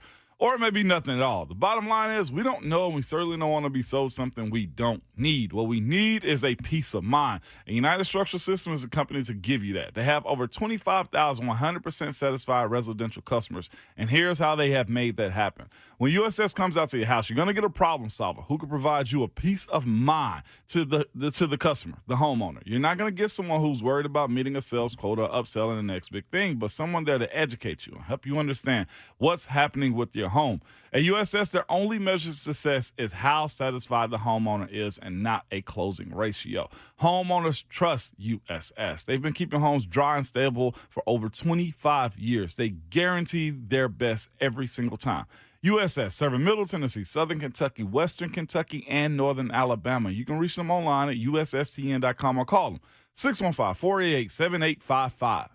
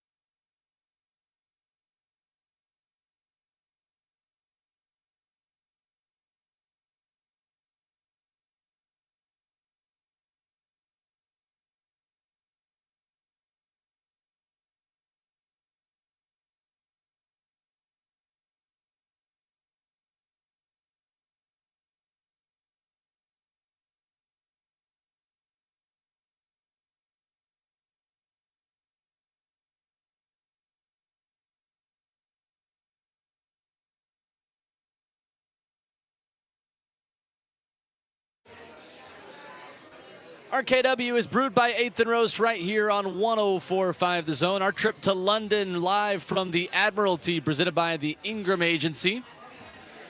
Guys, the breaking news that we have this morning, besides the Titans' injury designations that just became official from head coach Mike Vrabel, who is meeting with the media right now, we will tell you those in a second. But the breaking news, guys, is that we have a way to watch the Tennessee game tomorrow. Hey. Paramount Plus? Hey, I've man. learned that Paramount Plus works in England. There you go. So gather around my hotel room or Ramon's hotel room or someone's hotel room. Gather ye, gather all. Come The on, Vols Will. and the Aggies. Yeah. I'm here for that. Very nice. Yeah. Very So I'm nice. glad to know this Very works. nice. Really glad. Very nice. Sorry, I was a little worried about that. Do we want some injury designations? Do it, Will. Bring Please it. do it, man. Let us know what we're getting ourselves into this Bring it. weekend. Tier Tart will be What? Talk to me nicely, Will. Come on. questionable. Come on. Questionable. Okay. All right. I'll I think take that's Better solid. than out. I'll take questionable. questionable is good for game day. I think questionable is optimistic Yes. for a guy that has not practiced this week. We don't have today's practice report yet. Oh. We'll get that soon. But I think that's a pretty good sign. Yeah. Yep. Questionable. Honestly, I think if he was really to the point where they didn't think they could utilize him at all, he would have probably just been out and not traveled. Probably. Is what I was thinking. Yeah. You know, Yeah. because you see Elijah Molden still dealing with that hammy. He was out, didn't travel. Same with linebacker Gifford. Gifford. Yep. And then obviously Traylon. Would, So would y'all be a little ticked off if y'all got left behind? yeah, I actually was thinking. Absolutely. I was actually thinking about that. Especially Elijah popped in my head just Yeah. because Elijah's been, he's been that guy that could be that Yeah. player that could go to a different level in his play, but he will continue to deal with these injuries. It's a difficult thing to see because he's a great kid He is. and smart. I'd be a little ticked off, but it's also this. All his time is going to be spent doing his rehab. Yeah. Especially he's designated with the hamstring, too. Yep. It ain't like he's going to have a bunch of free time on his hands and stuff like that. But, yeah, I would have still have liked to made the trip if I was an injured guy. Yeah. Definitely. Can I ask you this? Because I saw Eric Garrett was in the photos with some of the players. So obviously Eric Garrett, who's on the practice squad, Yeah. came over. So the practice squad Everybody guys come. comes. Yeah. Everybody comes Wow. to the That's awesome. to the destination because That's you got to great. think they still got to have bodies to practice. You're right. Yep. Everybody's here. Sure is. It's a great point. So right now, guys, we go into Titans and Ravens preview with one thing we know and one thing we want to know coming out of the weekend about the Titans. Things that are certain going into this matchup that we know going into Week 6, yet other aspects of this team that I feel like we could still learn about starting this Sunday. And mine, I'm going to go in a minute after you guys, where one kind of leans into the other. So we will certainly get into that and how I think there's one thing we don't know about the Titans that we could learn this weekend. But, Ramon, let's start with you on this one. What is one thing that you can confidently claim that you know about this Titans team 5 weeks in? They hadn't shown they can win on the road. 3 losses, all on the road. Technically on the road, although you're the home team. Only thing you get as far as an advantage to this, no, because the away team gets to call the coin flip. So you don't even get the advantage there. Mentally, maybe that's the only thing. I'll be honest with you, I'm a little worried. I'm a little upset about that for the guys, too. It's one thing to only be able to win at home, but you need those road wins to show that you can win in any environment. Anybody can do something at home. Same thing, honestly, I said about the Vols. Win on the road is where I'm at with them, too. I'm the same place with the Titans, to win on the road, and this time the road is international waters. Yep. The one thing I know, and I didn't think I'd know this before the season started because it didn't look like it in training camp, is they've got a kicker. And they've got a kicker that's reliable. They've got a kicker that can kick from 50 plus. Sure. And Nick Folk, yeah, whatever you want to say about him, old man, grandfather, Arizona alum, he's getting it done here for the Tennessee Titans. And I think, if anything, it's nice for fans not to have to talk about that because special teams, specifically the kicker position, has been an issue for the past few years. And now at least you've got that in a game like this where it could come down to a field goal, right? And they've got a pretty dang good guy on their side too. Well, guess what? The Titans kicker ain't too shabby. Absolutely. That's solid. For me, it's that DeAndre Hopkins is still good at football. Yeah. We've seen it on third downs. We've seen it in Indianapolis when he had that big breakout performance and had 100 yards for the first time in a Titans uniform. I just think this is now officially not Julio Jones 2.0, and that's a good thing. I think we can say that at this point because already DeAndre has given you more from this 5-week sample size than Julio Jones gave you outside of a Week 2 game in Seattle where he was outstanding. And even still, in that game, he was good, but I think DeAndre Hopkins came here with a little bit of an unorthodox perspective based on what aging wide receivers often do, right? They usually do an Odell Beckham and they go to the Rams. They usually do an Amari Cooper and switch to try to go to an elite quarterback. No disrespect to Ryan Tannehill. He's not an elite quarterback. This team is not on the precipice of winning or competing for a Super Bowl, but maybe DeAndre Hopkins believes they're 2 years away. I don't know what's in his head about this other than the fact that at this point in his career, he wants to play for guys that he likes, and he clearly loves Mike Vrabel. True. And DeAndre Hopkins is buying into what the Titans are doing, and I think DeAndre Hopkins could be here for a little while. It feels like when in an era of Titans football where we talk so much about who is leaving, who is on the way out, Ryan Tannehill contract year, Derrick Henry contract year, you're changing the flow and the rhythm and the style of the identity of what this offense is. Yeah. DeAndre Hopkins is a guy that fits in any iteration of a Titans offense. He fits in the smash mouth right now, and he might fit in the future when maybe, who knows, Tajay Spears is the feature back in a year or two. But I think from that perspective, guys, it's nice to see the Titans go after a veteran, big name, and it work, because that has not been the case for quite some time. Yep, I like that one. What do you want to learn this weekend? This one's fascinating because I can take one topic by itself. Yeah. Can I do a one in a split? Can I do one in a split? Sure. All right. My one is, can Christian Fulton bounce back?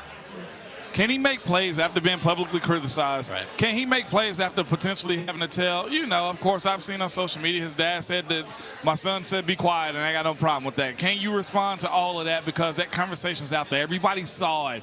And I get the passion of parents. I get all of that. But can he respond with the stuff that he's had going on, with Vrabel calling him out, heck, him calling himself out, the post-interview stuff that, accountability is always going to be a conversation. So I want to see that, especially if he's going to be playing against Odell and Zay Flowers and these guys that they have on his team. This is a huge task to act. So that's my quick one, real quick on that one. And I think probably the most important one.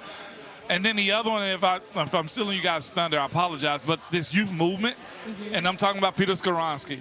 I'm talking about Tajay Spears. I'm talking about, honestly, Rashad Weaver.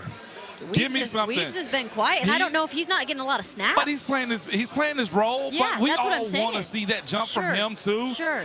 It's guys like this, man, and I'm really waiting to see what's going to happen. And I might even throw another dude in there on the D line too, Naquan. Oh, what we getting? Yeah. If Jeff is a little nicked up, somebody got to step up, man. And I kind of want to see this youth movement kind of take us. You're not rookies anymore. Yeah. That's a good point. Yeah. Some good names that you brought up there that we haven't heard a lot about. But guess what?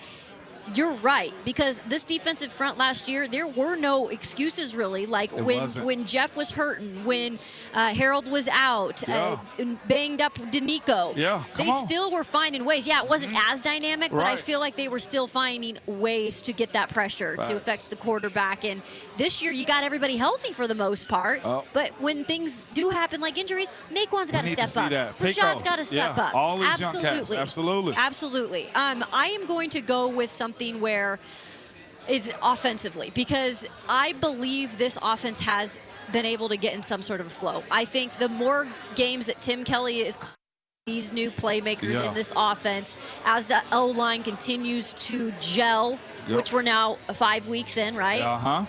6 now, right? 6, yeah. As we see that, I'm getting a good feel for, okay, this is what this offense is trending to be. However, we are yet to see them convert in the red zone efficiently, consistently, and that is something that this team had thrived upon. Even last year when they didn't even have good offensive production, they were at least being able to be efficient in the red zone. I don't know what the drop-off has been. We've asked this question to the players day in and day out in that locker room. So they need to actually go out there and execute. So if you're going to say that we need to lessen the penalties down there. No turnovers. Yeah, no then sacks. you need to do it at this point, because this offense is never going to be able to fully click and score more than 17 points unless you're able to convert down there. Yep. And so for me, I want to see that. And until they do it, I'm going to sit back here and say, I'm going to wait. And to add to that, too, I was on the team before where we had those issues as far as trying to get into the red zone to score. And you know we did in practice. We overemphasized it. We had red zone period, and everybody yelled out, red zone, where we at? And then you get 10 yards in, tight red zone. Like, it became an emphasis on how you concentrate on being in that area of the field because it is so crucial. The field gets shorter, so the playbook gets shorter. Sure. You know what I'm saying? The defensive can use the back of the end zone because that's where you're trying to get into the end zone. And there's so much that plays a factor in where it has to be a concentration aspect and execution. That's it. Yeah. For me, the question, guys, that I want answered is, can the Titans win a game when it doesn't run the football well on offense? That's all I want to know about this team. Let's look at the rushing totals by week, shall we? Week 1, 104 rushing yards, loss. Week 2, 141 rushing yards, win. Week 3, 26 rushing yards, loss. Week 4, 173 rushing yards, win. Yep. Week 5, 89 rushing yards in a loss. It's the one thing that I probably most confidently can say about this team. They cannot move the football enough to win consistently in this league unless they run it well. Yeah. That's it. It doesn't matter who it is. Doesn't matter if it's Derrick Henry, Tajay Spears, Ryan Tannehill, Julius Chestnut whenever he comes back from IR, Deontay Foreman. I mean, Deontra Hilliard in back in the day, obviously. Like, that's what I have to see from this team. So I'm curious which of two directions this goes. Does the Titans change the way they run and go with more Tajay Spears out of the bye week, starting this week, over these next couple of weeks where you can be more multiple and deceive the defense a little bit where, hey, maybe they're not running it, inside zone, outside zone, quick pitch to Derrick to the short side of the field to try to get a corner open in space. Like, whatever you're doing, there are 3 or 4 ways defenses know to line up, load the box, and come right after Derrick Henry. You can be more successful running the football by being less predictable running the football, or you can just prove that Ryan Tannehill can win you a game on his own. And I don't know if he can And that was my without question. Treylon Burks in that wide receiver room. I don't know if a short-handed wide receiver room for the Titans is good enough to help Ryan Tannehill behind this offensive line win a game without the Titans running for at least 120 yards. But that's what we talked about in the 6 or 7 o'clock hour a little bit, too. You asked, what are you expecting with Treylon not being there, remember? Right. Tannehill. You said Tannehill. Tannehill and Tajay. You're right. Yep. And beyond exactly that, right. we mentioned it in hour 1 as well, being a kitchen sink game.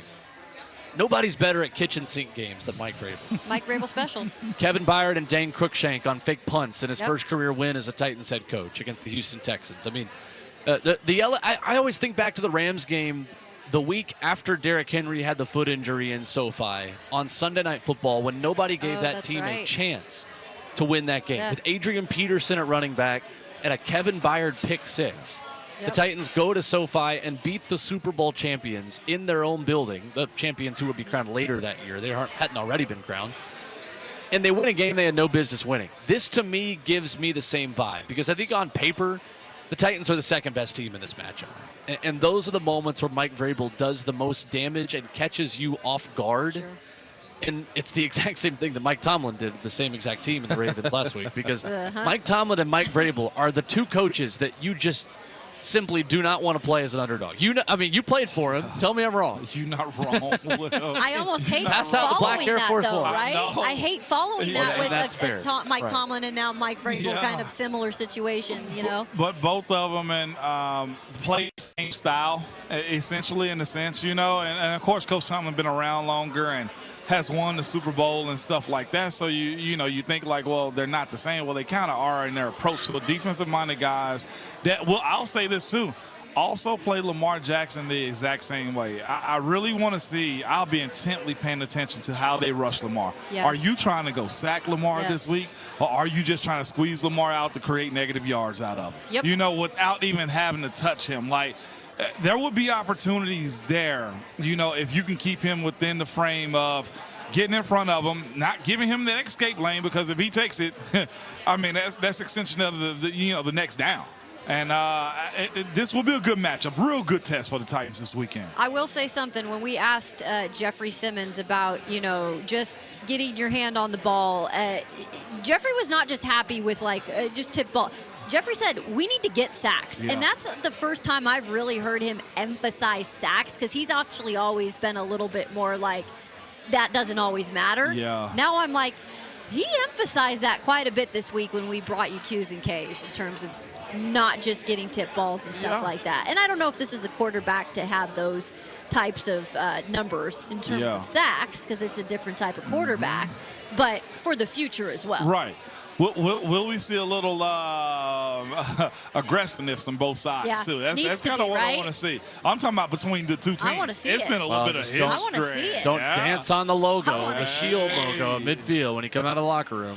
Dude, was Kevin out there with that? And then Kevin's also had the Dallas Star where he had it. I love a little Kevin spice. Byard that has a little spice to him. Can I just be honest for a second? Talk to me nicely. Bert earmuffs. I hate the Ravens. I really hate the Ravens. There were rivalries that many of us in Nashville were raised on, and in my household, this was the NFL rivalry we were raised on. Yeah. It was Detroit Red Wings for the Nashville Predators. It was Florida and Alabama for the Tennessee Volunteers. It was the Baltimore Ravens for the Tennessee Titans. We didn't hate the Colts growing up. Yeah. There were a lot of Peyton Manning fans in the state of Tennessee. Sympathetic to him. The Steelers, that was a rivalry. It continued. I thought your hate was a little real with that one, too. Oh, no, it absolutely is. Okay, it absolutely is. Yeah, I needed to hear that. But it's secondary.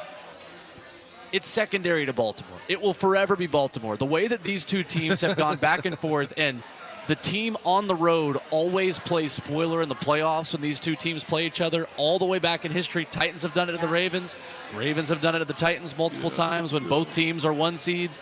This game just has a saltiness to it. And I'm not talking about what's on the fish and the chips. It's got a saltiness to it. And I, for one, hope that everyone is alive and not too jet lagged to still feel that saltiness, because I love a good salty football game. Amen. Absolutely. I'm here for it. 615-737-1045. How you react with us all day long here on a Football Friday. We'll get the headlines we missed, get you on your way, and maybe we will coerce Buck Rising into giving us his plans for the rest of the weekend. Maybe we'll see if he wants to hang out with us. I think he's going to a soccer game tonight when he's done with his show. Right, he is. But he's going to have to be there a little late. He's going to have to book it. He's going to miss the opening kick. Yep. He won't be able to do first kick, Ramon. That's one less person kick to compete with you out of the 90,000 who will be there. Yep. Man, I just found a cigar bar, y'all, just so you know. Look at you. Yeah. We'll wrap up whatever foolishness this is coming up. Hey.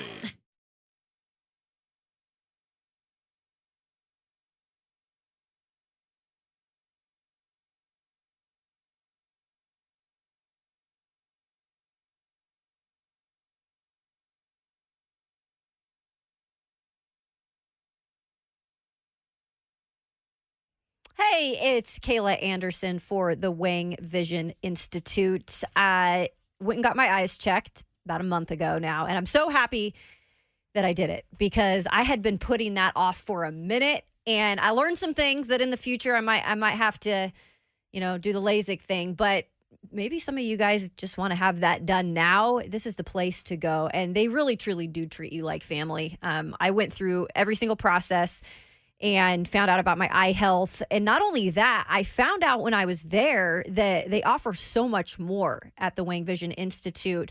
They also now offer some things for your skin. So they have the intense pulse light treatments, guys, and they are really great treatments. Really, the downtime, 20 to 30 minutes. You go in there, maybe you've got some uneven skin tone and texture, or sunspots, because as we grow older, we start to see those pop up. Hyperpigmentation, you name it. The IPL treatment is the way to go. You go in there, they kind of just do a couple things. It's non-invasive, and you walk out of there, and your skin is going to be looking a lot more even. You can visit them at wangvisioninstitute.com to find out more.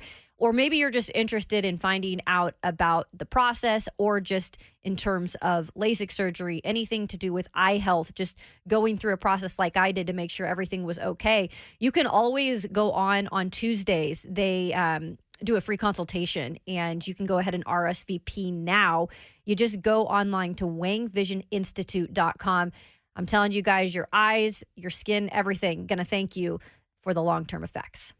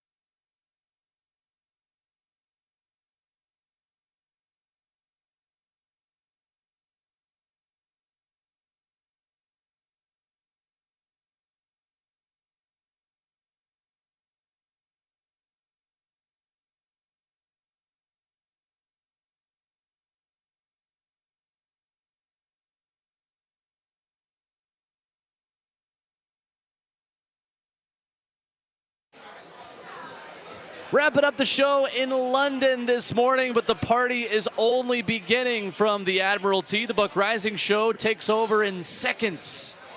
Here for the balcony overlooking the two-tone blue-clad Titans faithful that are sitting below us. Ramon making terrible dad jokes in another continent this morning as well. I looked down and I was commenting on this young man's I'm not old enough to say young man. I was commenting on this guy's Oilers jersey, and I said, that's a sick Oilers jersey. And Ramon goes, oh, I hope he feels better. Miles, RJ, if you're listening, I'm so sorry. You got to deal with this. Are they at school yet? RJ is out today. Miles is actually in school today. Okay. Yeah. You used to be better than I did. I used to be a little bit better than that, man. I did. I had moments of legendary status in the dad joke era. Shout out to Jimmy White for my two he gave me early in the year. Yeah, Jimmy is like the king of that. Yeah, it was solid. During Titans game, Jimmy also will whip out the dad jokes. Oh, he'll do keep things. It light? Yeah. Okay. Dad jokes and jabs at media members in his mailbag. The two things that Jim Wyatt thrives in the most. He's such a good dude, though. Absolutely. He's the best. Wish his teams were doing better. Pride of Father Ryan High School. Dodgers out too, huh? Yeah. Oh. Swept by the D-backs. We don't talk baseball. What sport is that? No, that's right. We don't talk. That's right. We don't talk baseball. Couldn't be bothered. Absolutely not. News reached me of the Braves' demise somewhere over the Atlantic, and I forgot what sport it was. Home of the not so brave is what I heard, Kayla. It's true. I can't say that though, because I'm going to get my. You got a home I gotta of be the careful, brave too. right? Yeah, you do. Yeah, you do, Kayla. Ooh, you be all right though. He'll be cool. Right. By the time you get back home, you'll be all right. Exactly. Yeah, you'll be cool. You could be a Seattle Mariners. 48 hours. You're straight. Fun show this morning. Appreciate Mike Keith, Brent Hubbs for joining us. Appreciate you guys for hanging out with us. Flown by. All the listeners here? It's been crazy. It's been buzzing the whole time. I'm not exaggerating when I say we've probably taken 20 to 30 pictures of listeners who are just like, hey, great to see you guys. Listen to the Zone every day, which means they know ball. And, They know ball. That's the biggest thing that that's we all you take gotta out of say. this. Yeah, you know ball. You know ball. We got women, we got men, we got little kids. Little kids out here. I met some folks I knew from back home too. Yes. My trainer, Chris. Absolutely cool. Shout out, man. Solid. I heard Delaney Walker's in town. Hey. Yeah. Keith Bullock making appearances here as well. Okay, we'll see if we can get Buck to a cigar lounge or something at some point in time. Buck is enjoying beverages right now. I didn't even know you could order that, Buck. He's having the morning beverage. Just drinking orange. Orange juice. Okay, yeah. Buck Orange juice and the cracks me champagne up. flu. Yeah, of course. He doesn't hear anything. These are the best moments to talk about Buck because he doesn't have a microphone to respond. I love it. He's just been sitting back there hitting on old game women the whole time. If you change your mind. He's not gonna changing change his mind. What do you say, Bert? He's just been sitting back there hitting on old women the whole time. He said you've been sitting back here hitting on old women the whole time, Buck. He said That is correct. Yeah, that's true. That's 100%. Yes, that is. You know him like the back of your hand. Who actually knows the back of their hand? I don't even know what that means. I mean, Exactly. X-Files music Yeah. plays. Nobody my knows tush the back of did their back hand. in the day. I mean, well, hey. When I got in Any trouble. other Yeah, absolutely. Backhanded. Any other shower thoughts you want to throw out there? Any more shower thoughts? Will the Titans get a win? That's Think about it in the shower. Titans are going to win Sunday. There you go. Ti- Positivity. Titans are winning Sunday. Yeah. Jekyll is going to turn into Hyde Yeah. this upcoming weekend. I don't know. It's something about Mike Vrabel as an underdog. I trust him to figure this one out. I really do. Maybe it will be the Vrabel London special. It's got to be something. I'm telling you this, man. And like I said, you said it, and we all talked about it. Watching Tannehill do work is going to be necessary this week because this is going to be a stingy defensive team as far as the Ravens go. Yep. And Will's point, golly, I don't know why I didn't look at that stat line. The wins and losses as far as the run game. Yep. One more time before we get off air, Will. The wins and losses this season, the Titans in wins have run for 141 yards and 173 yards. In their losses, the Titans have run for 104, 26, and 89. Oh, my. Which Ravens a top 10 rush defense on They Sunday. are. So that's not going to get much easier. Yeah. I want to see if they can win a game without running the football for 120. Almost Tajay Spears. I'm skeptical. Yeah. I want to see what it's going to look like, man. Baltimore, we gave you everything you needed this week. This is a big one. As far as Scout Meeting Wednesday, we've had Q's and K's. We've come across the pond to London to give you all the info and sounds of it. Will? Yep. Kayla? Programming note for Monday. Rhett Oh, yeah, that's Bryan right. joins Ramon Foster. Look at that. For RKW. They will be heading back. You guys are champions for doing that after being jet-lagged, then being jet-lagged again, But coming premier, back. really. You are not championship-level players. You are premier players. Thank you, sir. And you are champions in the United States for doing that. So we appreciate you. No doubt Appreciate about Rhett it, Bryan man. as well. Yes.